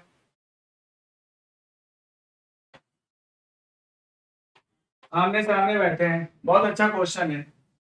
अब देखो, अब यहाँ पे क्या कहता है कि एच और सी सबसे दाहिने कोने पर बैठे हैं, चलो एच और सी को पहले बैठाओ, एच और सी सबसे दाहिने कोने पर बैठे हैं तथा ई और एफ सबसे बाएं कोने पर बैठे हैं। ठीक है, ई और एफ को बाएं कोने पर बैठा लेते हैं, चलो ई और एफ को बाएं बैठा लिया, और यहाँ पर बोला था कि जी एफ के बगल में बैठा है, जी एफ के बगल में बैठा है, जी एफ के बगल में बैठा है, चलो जी को यहाँ बैठा लिया। जी इज सिटिंग, ओ क्या बोला, respective row, leftmost corner of the respective rows if G is sitting next to the F। अच्छा, G F के बगल में बैठा है तो B के सामने कौन बैठा है? ओके, G F के बगल में बैठा है और F को उसने क्या बोला था, E and F are sitting at the leftmost। कुछ गड़बड़ है, कुछ गड़बड़ है। Eight friends are sitting in two rows facing each other. A is sitting opposite to D and is a neighbor of B and E। Okay, तो यहां पर ये बताइए, यहाँ पर कहता है H और C हम कहीं भी बैठा सकते हैं, H और C को एक्सट्रीम एंड पर बैठाना है। H और C, H और C ऊपर नीचे कहीं भी बैठ सकते हैं, H और C उसका कोई वो नहीं है। अब क्या बोलता है, G F के बगल में होना चाहिए। एक काम करो, G F के तो बगल में बैठा देंगे। अब क्या कहता है, A D के सामने बैठा है और B और E का पड़ोसी है, ए डी के सामने बैठा है, बी और ई का पड़ोसी है, और एक्सट्रीम एंड पर बोला था इसको। ये जा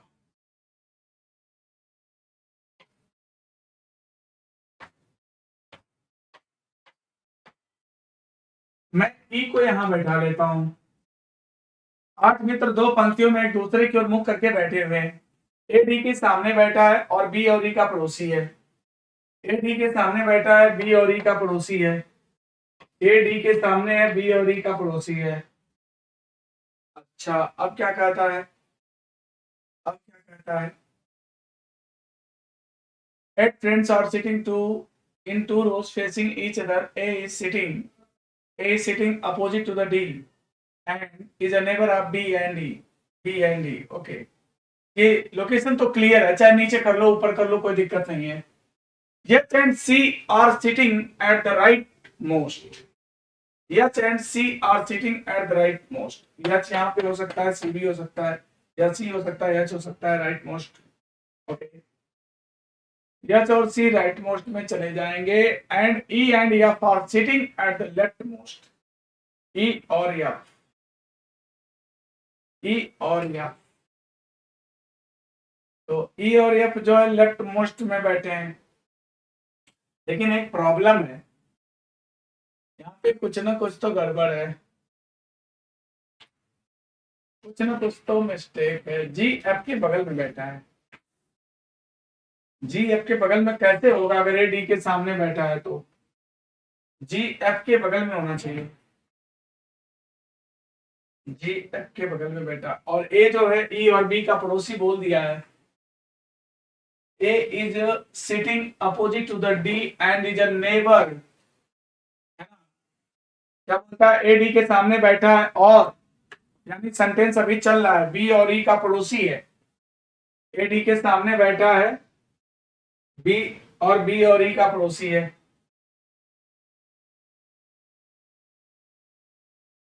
A D के सामने बैठा है और B और E का पड़ोसी है। अपनी अपनी पंक्तियों में H और C, H और C। चलिए H और C को मैं यहां रख लेता हूं, चाहे ऊपर नीचे कहीं भी रख सकते हैं, इसमें कोई दिक्कत नहीं है। अब और कौन बचा है? F अगर एक्सट्रीम एंड पे है तो F इधर चला जाएगा। तो क्या पूछा है? बचेगा कौन? G बचेगा, G आ जाएगा। तो क्या बोल रहा है? B के सामने कौन बैठा है? तो B के सामने G आ जाएगा, B के सामने G आ जाएगा। अगर इधर भी करते हैं, यहाँ पर कुछ न कुछ तो फॉल्ट है, हो रहा है। यहाँ पे क्या बोला उसने? G F के बगल में बैठा है, वही गड़बड़ हो जा रहा है। G F के बगल में नहीं होना चाहिए, G F नहीं होना चाहिए यहाँ पे। G F के, G is sitting next to the F, next to the F, G is sitting next to the F। ठीक बगल में नहीं बोला है, नेक्स्ट बोल रहा है। रिस्पेक्टिव रोल्स, H और C में तो चलो एक्सट्रीम एंड पे बैठ जाएंगे। अगर ये D के सामने बैठता है, E और F, ये जो है E का पड़ोसी रहेगा, A और B का D के सामने रहेगा। तो F को हम नीचे भी ला सकते हैं और F को नीचे ला सकते हैं। G is next to the F। अगला यहाँ पर फ्रॉम लेफ्ट टू राइट अगर चले तो, यानी आंसर इसमें G ही होना चाहिए। आंसर इसका G करेक्ट है। आंसर क्या हो रहा है? बोलो जल्दी। आंसर G करेक्ट हो जाएगा, ठीक है। ब्रांड 0004 सही बोल रहा है। ब्रांड 000, ये तो मेरे गाड़ी का नंबर है, 0004 है ना। आंसर सी सही होगा बेटा। अगला क्वेश्चन देखो,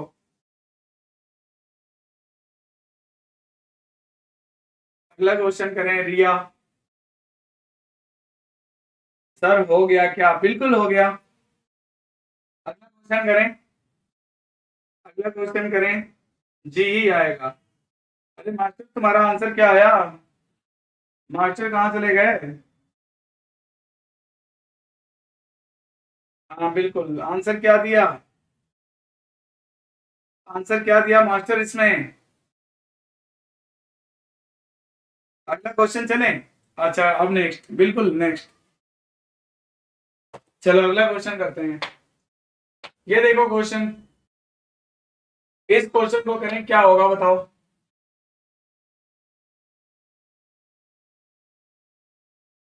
आइए इस क्वेश्चन को देखते हैं क्या बेटा। अकरम, नागेश, गिरीश, विक्रम, सतपाल पंचभुज के आकार की मेज के 5 कोनों पर बैठे हैं। सभी का मुख मेज के केंद्र की ओर है। गिरीश विक्रम के बाएं तीसरे स्थान पर है। सतपाल नागेश के ठीक बाएं है। अकरम सतपाल के बाएं से दूसरे स्थान पर है। नागेश के दाहिने से दूसरे स्थान पर कौन बैठा है। चलो अगले क्वेश्चन पे चलते हैं, इसको करो जल्दी से सभी लोग। चलो ये देखो क्या कहता है, पंचभुज बनाना पड़ेगा। एक मेज बना लो, ऐसा है, इस तरह की मेज है। Akram, Nagesh, Girish, Vikram, Satpal are sitting at the 5 corners of a pentagon shaped table. All are facing the centre. सभी लोग किधर देख रहे हैं, सेंटर में देख रहे हैं। All are facing the centre of the table. Girish is third to the left of Vikram. Girish is third to the left of Vikram. Girish is third to the left of Vikram. कहीं भी पहले विक्रम को बैठाते हैं। Girish is third to the left of Vikram. Left, left of Vikram. Vikram का left किधर होगा। Girish is third to the left. आपको पता है ना कि जब केंद्र में फेस होता है तो बाएं के लिए क्लॉक होता है, दाहिने के लिए एंटी क्लॉक होता है। कहीं भी विक्रम को बैठा लो। और क्या कहता है, कहता है देखो,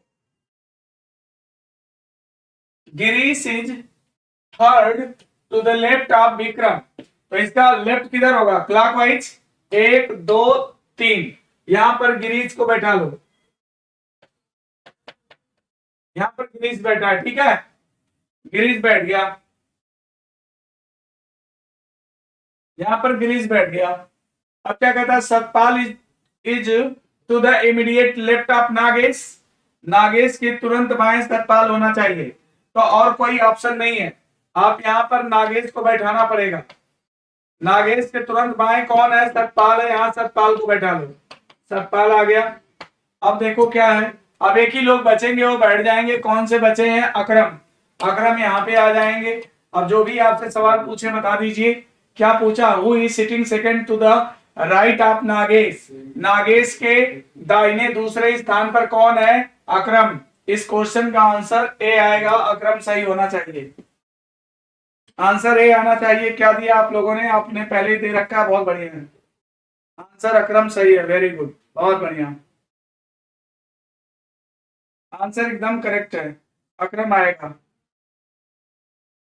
ठीक है अगला क्वेश्चन करें। अब ये क्वेश्चन देखो, ओके, ये कौन सा क्वेश्चन, अच्छा ये दिख रहा है ना आप लोग को। अच्छा इसमें देख लो क्या क्या कह रहा है। निम्न चित्र में, इस चित्र में खटभुज किसके लड़कों को बताता है। ये क्या है, बॉयज को बता रहा है। ऑप्शन भी तो आना चाहिए ना। लिख देता हूँ यहाँ पे लिख देता हूँ। जो खटभुज है किसको, लड़कों को, बॉयज को बता रहा है, ये बॉयज है। फिर क्या कह रहा है, आयत खिलाड़ी को बता रहा है, आयत ये प्लेयर है। फिर क्या कह रहा है, त्रिभुज संगीतकार, ये जो है सिंगर, सिंगर को बता रहा है। विभिन्न खंडों में दिए गए उस श्रेणी से संबंधित व्यक्तियों को निरूपित करते हैं। ओके ये मैंने बना लिया है। अब हम ऊपर जा सकते हैं, ये आओ थोड़ा ऊपर पढ़ा जाए क्या कह रहा है। Which class does the letter F represent. Which class does the letter F represent. आपको बताना है which class does the letter represent. Okay तो ये बताइए, आपको बताना है। ये तो अब हमें यहाँ पे लिखना पड़ेगा मेरे भाई, ये तो लिखना पड़ेगा। क्या क्या था यार, क्या क्या था, ये बॉयज था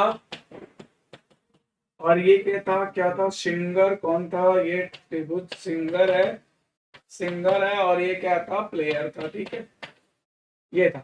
चल अब इसको हल्का सा थोड़ा सा ऊपर करना पड़ेगा मुझे, क्योंकि एक क्वेश्चन का ऑप्शन दिखना चाहिए ना। आप तो ठीक है देख सकते हैं हम लोग। चलो देखो अब क्या कह रहे हैं, कह रहा है कि यप किसको रिप्रेजेंट करता है। यप के बारे में अगर बोलना हो तो बताओ निम्न में से क्या सही है। यप के बारे में बोलना हो तो क्या सही होगा, संगीतकार जो लड़के, यप संगीतकार, संगीतकार सिंगर, हाँ सिंगर तो है, लड़का भी है। संगीतकार जो लड़के और खिलाड़ी दोनों हैं। यप भाई खिलाड़ी नहीं, ये गलत है। लड़के तो खिलाड़ी हैं लेकिन संगीतकार नहीं है। लड़के खिलाड़ी हैं, संगीतकार खिलाड़ी तो नहीं है। यप तो खिलाड़ी नहीं है ना, ये भी गलत है। लड़के जो संगीतकार हैं लेकिन खिलाड़ी नहीं है। लड़के बिल्कुल लड़का है, सिंगर भी है, खिलाड़ी नहीं है। यही बात तो सही है, यही तो सही है। आंसर सी करेक्ट है, आंसर सी करेक्ट है बिल्कुल। जिन बच्चों ने आंसर सी दिया उनका बिल्कुल करेक्ट आंसर है, सी सही है। अगला क्वेश्चन करें, ये क्वेश्चन पे चलो जल्दी से, इसको करो क्या, ये तो आपका मनपसंद चैप्टर है। और ये चैप्टर कौन सा चैप्टर है, सिलॉक्स। सिलॉक्स का प्रॉब्लम देखो, हर शिफ्ट में एक क्वेश्चन सिलॉक्स का पूछा गया है। तो आइए सिलॉक्स के प्रॉब्लम को करते हैं, कैसे करेंगे। कहता है सम बोल्ट्स आर पेन, कुछ बोल्ट पेन है। Some bolt, some bolt are pen, pen हो गया। और फिर कहता है some stencil are bolt, some stencil are bolt, ये स्टेंसिल हो गया, स्टेंसिल हो गया। फिर कहता है all screw are bolt, all screw are bolt, सभी स्क्रू बोल्ट हैं। सभी स्क्रू क्या है, बोल्ट है। अब देखो सभी स्क्रू बोल्ट है, तो स्क्रू बोल्ट में यहां भी हो सकता है, इन लोगों को टच कर भी सकता है, इट इज ए पॉसिबिलिटी।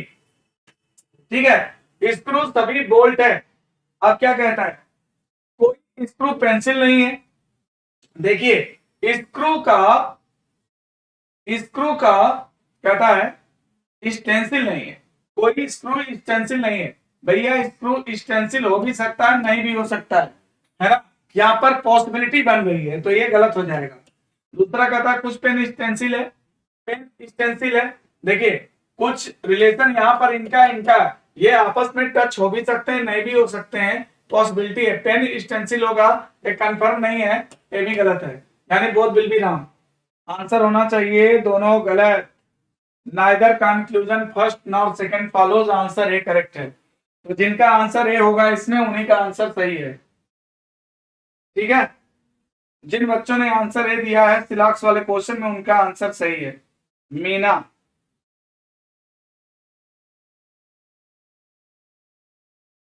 ठीक है, आंसर ए करेक्ट है बिल्कुल भाई। ठीक है, चलो करें। ये देखो अगला क्वेश्चन करते हैं। ये मिरर इमेज का क्वेश्चन है, बताओ जल्दी से। मिरर इमेज में कॉन्सेप्ट मैं रोज बताता हूं कि मिरर इमेज में हॉरिजॉन्टली चेंज होता है, वर्टिकली नो चेंज। इसमें क्षैतिज परिवर्तन होगा, ऊर्ध्वाधर परिवर्तन नहीं होगा। तो बेटा देखो ये चीज जो सर्कल है ना, ये जो चीज है, ये जानते हो कैसे बनेगा।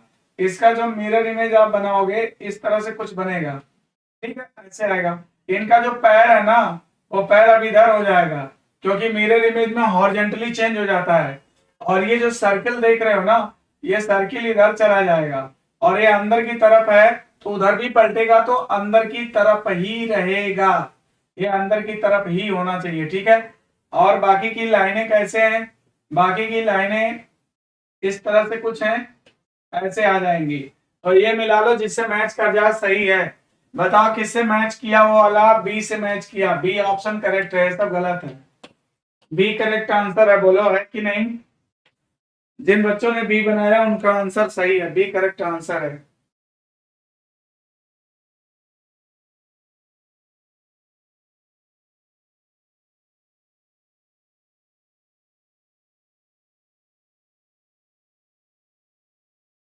ठीक है,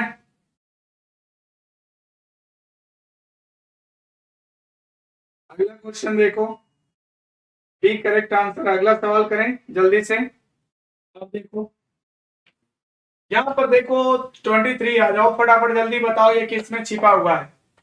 चलो आपके नजरों का खेल है, बताओ, नजर से देख के बताओ, ये नजर का खेल है, जल्दी करो, फटाफट करो।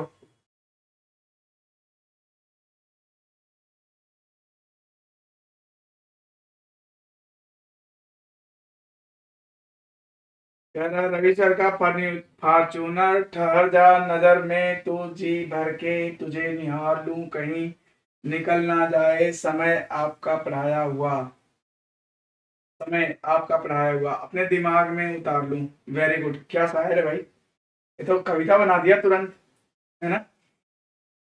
और अपना आईडी बनाए रवि सर का फॉर्चूनर, बहुत सही। 0004 ब्रांड, अपनी आईडी मेरी गाड़ी पे बना लिया, बहुत बढ़िया। चलो ठीक है, यूपी 70 ब्रांड 0004। अरे पूरा नंबर लिखो, यूपी 70 ईपी 0004। ईपी भी लिख लो, यूपी 70 ईपी 0004। अगला क्वेश्चन देखो, ठीक है, अगला क्वेश्चन करें। देखो जल्दी बताओ, इसमें आंसर क्या होगा, कहाँ छिपा है, कहाँ छिपा है, नजर गई, इस पे नजर डालो, कहीं गई, ये देखो, इसमें तो ना बनेगा, इसमें भी ना बनेगा, इसमें भी ना बनेगा, इसमें बनेगा, कहां से बनेगा, कहां से बनेगा, कहां से बनेगा, ये देखो बन रहा है, ये बन रहा है, देखो ये बन गया। तो यही तो है, इसमें क्या होता है ना, क्वेश्चन फिगर पर एक बार पेंसिल घुमाओ, इससे शेप का आइडिया मिल जाता है। इसमें शेप समान होना चाहिए, साइड्स को एडजस्ट किया जा सकता है, यानी कि इसमें आंसर क्या होगा, डी। डी करेक्ट आंसर है। अगला देखो,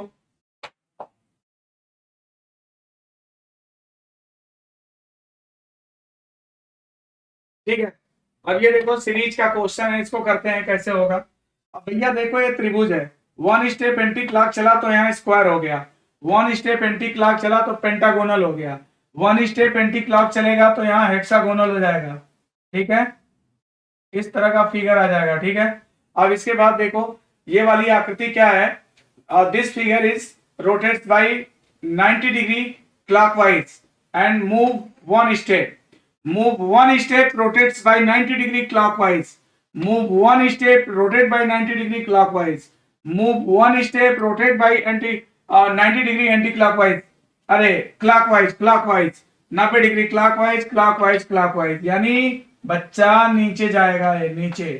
और नीचे वाला कौन है, सी।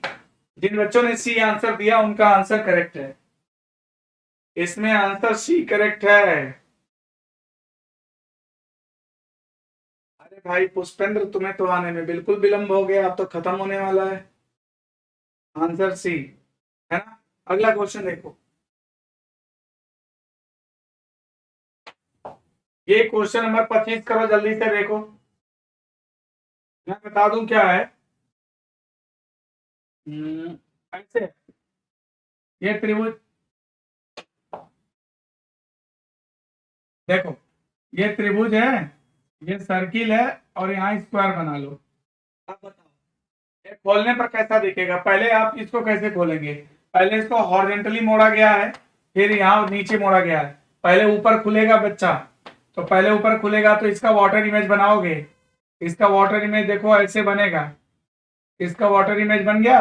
अब इसका मिरर इमेज बनाओगे, अब मिरर इमेज बनाओगे देखो ऐसे आएगा, ऐसे, इसका मिरर इमेज बनाओगे तो ऐसे आएगा, ठीक है,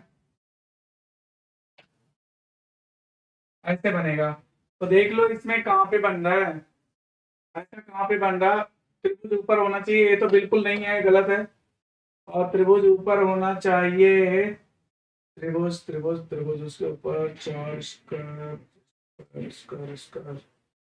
अगर यहाँ देखें तो सिमेट्री नहीं बन रही, अभी गलत है, यहाँ पर देखें सिमेट्री बन रही है, त्रिभुज यहाँ आ जाएगा, चलो, और इसमें क्या कर दिया, यहाँ पर त्रिभुज थोड़ा दूर दूर बनना चाहिए, इतना दूर ऐसा बन रहा है, सी आएगा क्या, त्रिभुज है, स्क्वायर है, स्क्वायर है, त्रिभुज है, सर्किल यहाँ पे आ रहा है, सिमेट्री बननी चाहिए पूरी तरह से, मिरर इमेज पूरा बनना चाहिए, बन रहा है। मिरर इमेज बनना चाहिए पूरी तरह से।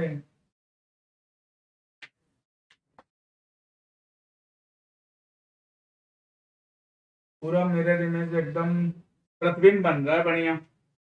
इसमें क्या होगा, सी और डी का थोड़ा पिक्चर क्लियर नहीं हो पा रही है। सी और डी में कुछ लग रहा है, क्या होना चाहिए।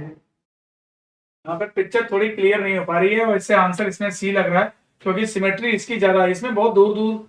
अच्छा अगर हम लोग बनाते हैं, मान लो वहां पे जाता है मिरर इमेज पर देखें तो यहाँ पे बन रहा, तो वहां बनेगा, थोड़ा दूर ही बनेगा, तो ये तो नहीं बन पाएगा।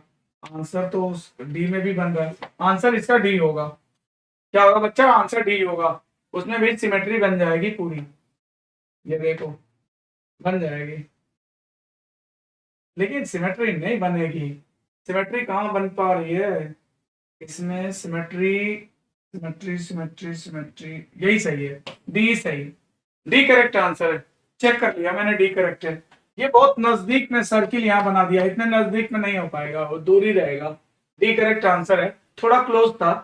अगला देखो, इसमें डी करेक्ट है, डी है ना बेटा, थोड़ा तुम्हारा दोस्त नहीं है, थोड़ा ये फिगर डल हो गया है तो कोई बात नहीं। चलो अगले क्वेश्चन पे चलते हैं। ये देखो, ये है लॉजिकल क्वेश्चन। सबसे पहले क्या है इसमें आज आपका, इसमें है कार्यवाही।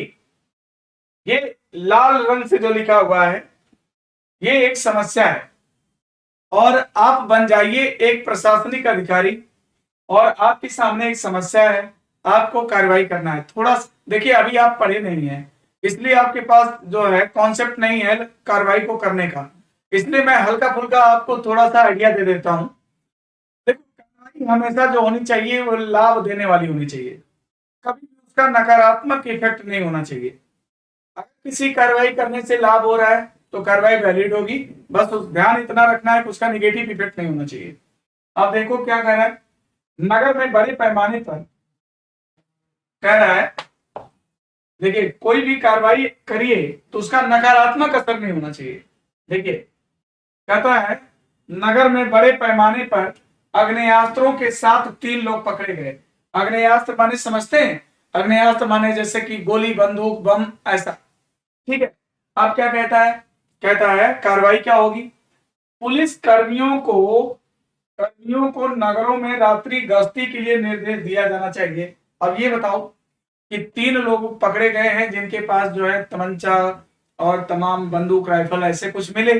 अब ये बताओ कि पुलिस जब गश्त करेगी रात में तो इससे बेनिफिट होगा कि नहीं होगा, इससे कोई बेनिफिट होने वाला कि नहीं होने वाला, ये बता दो। बेनिफिट होने वाला है, बिल्कुल यार। नगर में अगर पुलिस गश्त करेगी तो डेफिनेटली अपराधी उनको देख के डरेंगे, तो पुलिस कर्मियों को नगरों में रात्रि गश्ती के लिए निर्देश दिया जाना चाहिए। अगर आप पुलिस अधिकारी हैं, इस तरह की वारदात अगर हो रही है तो आपको जो है पुलिस को गश्त पे भेजना चाहिए, इससे अपराधियों में भय पैदा होगा। डेफिनेटली इसका कोई नकारात्मक असर नहीं है, ये कार्रवाई आपकी वैलिड है। फिर कहता है, तीनों व्यक्तियों को पूरी तरह से मुक्त किया जाना चाहिए ताकि गिरफ्तार करने हेतु तो उनकी गतिविधियों को पर्यवेक्षण किया जा।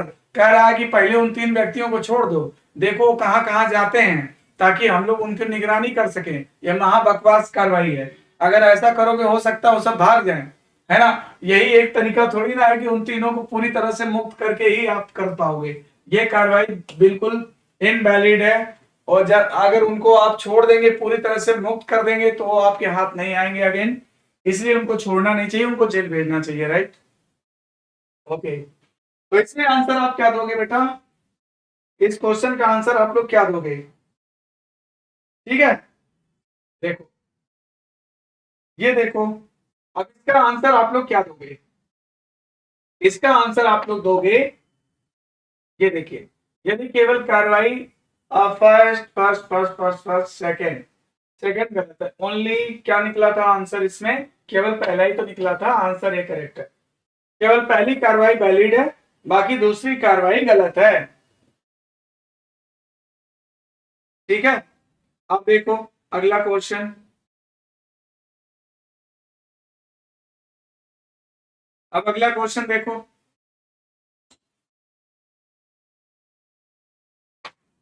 अब दूसरा क्वेश्चन आपका ये है एजम्पशन। चलिए सभी बच्चों का मैं एजम्पशन चेक करता हूं कि क्या हालत है आप लोग की, मतलब आप लोग एज्यूम कैसे करते हो। देखो मैं पूर्वानुमान का एक उदाहरण तुमको देता हूं।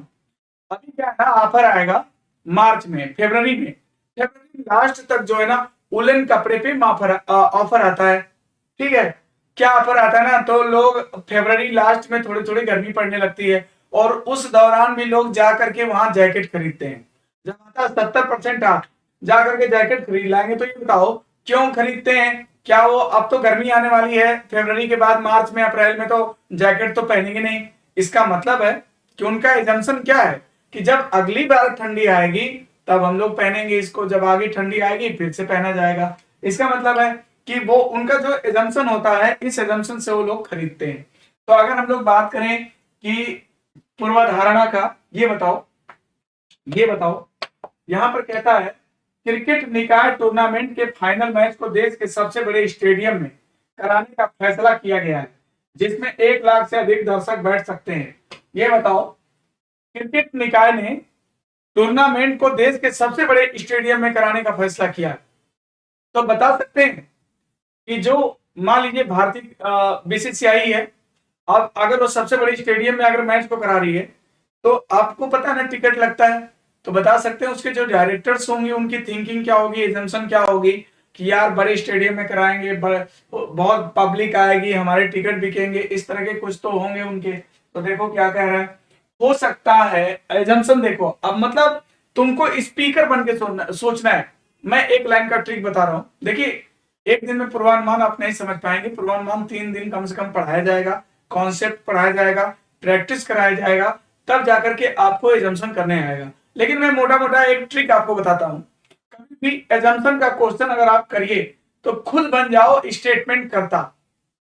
सोचो कि ये स्टेटमेंट मेरा है और मैं क्या सोच के ऐसा बोल सकता हूं, और उस एजम्पशन को अपने थिंकिंग से मैच कराओ। अगर वो एजम्पशन तुम्हारे थिंकिंग से मैच करता है तो वो एजम्पशन वैलिड है, अन्यथा नहीं। तो देखो क्या कह रहा है, क्रिकेट निकाय ने टूर्नामेंट के फाइनल मैच को देश के सबसे बड़े स्टेडियम में कराने का फैसला किया, जिसमें 1 लाख से अधिक दर्शक बैठ सकते हैं। 1 लाख से अधिक दर्शक बैठ सकते हैं। बताओ उसके डायरेक्टर्स का क्या सोचना होगा। कहता है, क्या कहता है, हो सकता है अधिकांश टिकट बिक जाए जिससे क्रिकेट निकाय को भारी आमदनी हो।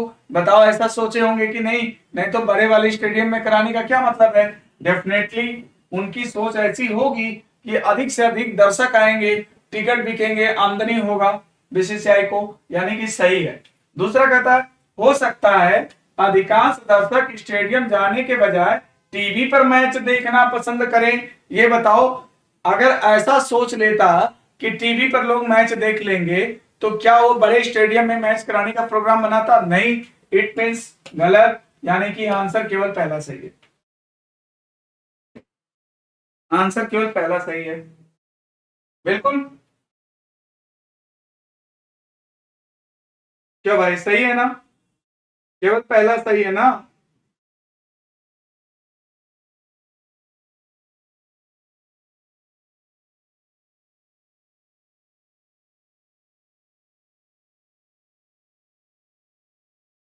सर अंबेडकर जी की बुराई करते और समझ लीजिए वरना अच्छा नहीं होगा।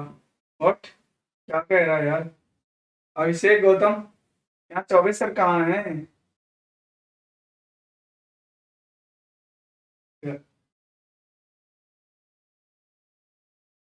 किसको बोल रहा है भाई?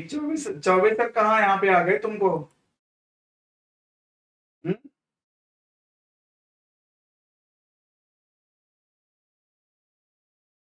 चलो अगला करें। देखो अब आ जाओ, एजम्पशन के बाद अगले पे आ जाओ। ये तुम्हारा क्वेश्चन है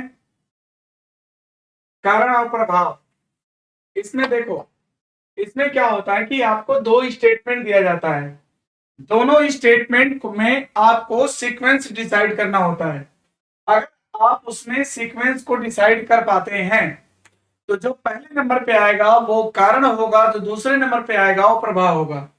तो पढ़िए क्या कहता है, नगर पालिका प्राधिकरण ने शहर के मुख्य मार्ग के नीचे पाइपलाइन की मरम्मत का कार्य करने का निर्णय लिया है। शहर का जो मेन रोड है उसके नीचे पाइप डालना है, नगर पालिका ने ये निर्णय लिया है। दूसरा स्टेटमेंट क्या है, 15 दिन की अवधि के लिए वाहनों के आवागमन का वैकल्पिक सड़कों से विपथन किया गया, मतलब रूट डाइवर्जन कर दिया गया है। 15 दिन के लिए जो है रूट डाइवर्जन कर दिया गया है। तो क्या आप जो है सीक्वेंस को डिसाइड कर पा रहे हो कि पहले कौन घटना घटी होगी, बाद में कौन घटना घटी होगी? बेटा, पहले नगर पालिका प्राधिकरण ने डिसीजन लिया होगा, इसके बाद जो है रूट डाइवर्जन हुआ होगा, तब वो कार्य आरंभ करेंगे। यानी पहला जो है वो काज है और दूसरा जो है वो इफेक्ट है। इफेक्ट है तो काज एंड इफेक्ट, जो घटना पहले घटती है वो कारण बनती है, जो घटना बाद में होती है वो प्रभाव होती है ना। नगर पालिका प्राधिकरण के डिसीजन का एक परिणाम है कि वाहनों को जो है रूट डाइवर्जन करना पड़ा। ठीक है, तो आंसर इसमें क्या हो जाएगा, आप इसमें आंसर देख सकते हैं कि पहला कारण है, दूसरा परिणाम है। अब इसके बाद बताइए, ये सवाल तर्क वाला है। अब यहां पर आपको जज की भूमिका में आ जाना है। आपको ये सोचना है कि आप एक जज हो, दो वकील हैं, दो वकील आर्ग्यूमेंट कर रहे हैं, दोनों वकीलों की बात को सुनना है और सुन करके आपको डिसीजन लेना है कि क्या करोगे। ठीक है, देखो अब देखो,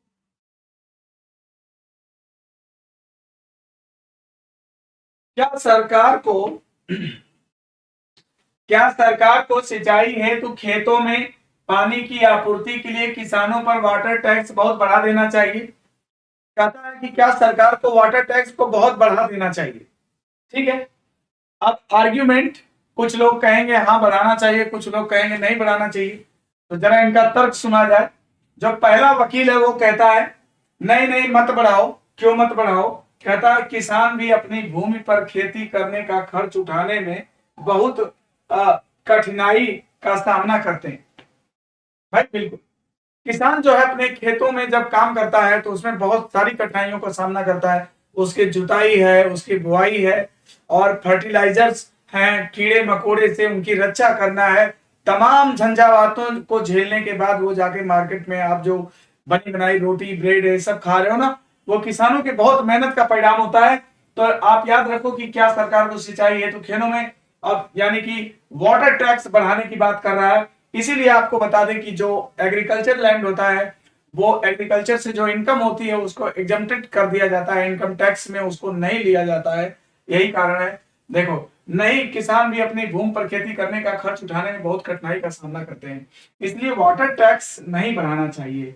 ठीक है, ठीक है, वाटर टैक्स, भाई वाटर टैक्स क्यों बढ़ाना चाहिए? बढ़ाना चाहिए तो वाटर टैक्स के बारे में बात करो ना, ये बताओ कि उसका क्यों बढ़ना चाहिए, वो बात नहीं कर रहे हो, है ना? या भाई डेफिनेटली इसका तर्क सही है कि नहीं बढ़ाना चाहिए क्योंकि किसानों को ऑलरेडी बड़ी समस्या होती है खेती बाड़ी करने में, तो ये तर्क इनका सही है। दूसरा क्या कहता है, हाँ अमीर किसान बहुत लाभ कमाते हैं। अरे भाई, कोई लाभ कमाता है तो क्या करोगे, छीन लोगे? ऐसा तो नहीं है ना। कोई अमीर, यहाँ पर अमीर किसान की कोई बातचीत भी नहीं की गई है। और दूसरी बात कि हम कोई भी अगर लाभ कमा रहा है तो इसमें प्रॉब्लम क्या है, इसलिए थोड़ी ना वाटर टैक्स बढ़ा देना चाहिए कि कोई बहुत लाभ कमा रहा है ना। तो ये तर्क इनका गलत है ना। ये एजम्पशन पे आधारित है, पूर्वानुमान पे आधारित है। जैसे किसी से रिएक्शन दे रहा हो, जैसे किसी से अपना बदला ले रहा हो, हाँ बहुत लाभ कमाते हैं इसलिए वाटर टैक्स बहुत कम है। अरे भाई, पार्ले जी का दाम बहुत कम है, 5 रुपया है, तो बढ़ा के क्या 100 रुपया कर दोगे क्या? ऐसा तो है नहीं, है ना। किसी चीज की मूल्य इसलिए नहीं बढ़ा देना चाहिए कि उसकी कीमत कम है। ठीक है, किसी चीज की कीमत कम है इसलिए नहीं उसका मूल्य बढ़ा देना चाहिए, है ना। तो ये बात कहना कि नहीं वाटर टैक्स बहुत कम है, बहुत कम है तो क्या कितना बढ़ा देंगे, तो किसी चीज की कीमत कम है इसलिए ये कोई तर्क नहीं है कि उसको बढ़ा दिया जाए। आज पार्ले जी 5 रुपए मिलता है तो इसका मतलब ये नहीं है कि पार्ले जी को 100 रुपए में एक पैकेट कर दो, है ना। देखो, तो इसमें आंसर क्यों पहला ही सही होगा। देखो,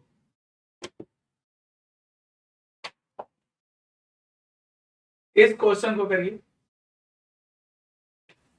30।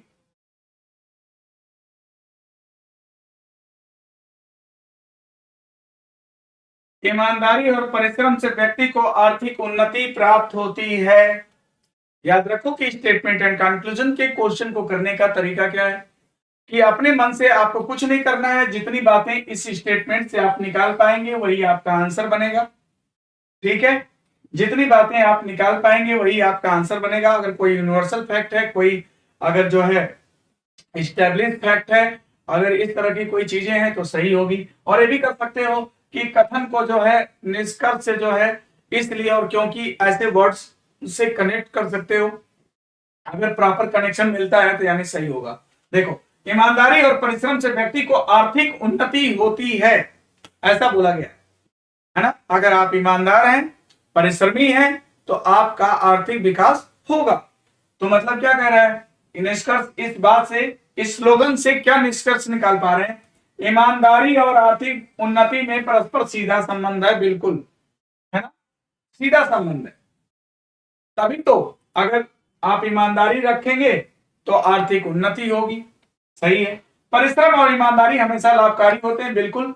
परिश्रम करने का हमेशा फल लाभ मिलता है, परिश्रम का लाभ हमेशा होता है। अगर आप जो है ईमानदारी रखते हैं तो भी लाभ मिलेगा, है ना। बेईमान लोग जो है क्षणिक लाभ पाते हैं, वो लंबे लाभ, वो जो है कभी भी लंबा लाभ नहीं उठा सकते। जो बेईमान होते हैं उनको कभी भी, उनको जो है लाभ हो ही नहीं सकता, अल्टीमेटली उनको घाटा खाना ही है। ठीक है, देखो, तो इस प्रकार आज का सेशन जो मेरा है 30 क्वेश्चन आज हम लोगों ने सॉल्व किया। 5 क्वेश्चन लॉजिकल, 5 क्वेश्चन आपका नॉन वर्बल और बाकी क्वेश्चंस आपके जो है मिक्स थे, और इस तरह से हम लोगों ने प्रॉब्लम्स को सॉल्व किया। ठीक है, इसी के साथ मैं आपको सूचना भी बता दूं थोड़ा सा कि जनरल बैच का एडमिशन अभी स्टार्ट होने वाला है कल हमारा संदेश अकेडमी का। और दूसरी चीज कि हमारा इंडिविजुअल बैच का भी एडमिशन रनिंग है। कोई बच्चा अगर रीडिंग पढ़ना चाहता है तो अगर फीस की प्रॉब्लम है या कोई प्रॉब्लम है तो भी मेरे पास आके संपर्क कर सकता है। और यहाँ पर अभी 2 दिन 3 दिन 4 दिन ही हुआ होगा, 3 दिन हुआ होगा रीडिंग के क्लास में। अभी ऑफलाइन रीडिंग का क्लास स्टार्ट ही हुआ है। चाहे वो बैंक की प्रिपरेशन करता हो, चाहे वो एसएससी की प्रिपरेशन करता हो, मैं तो कंप्लीट पैकेज पढ़ाता हूँ। पूरा पैकेज आपको 90 डेज का मेरा पैकेज है।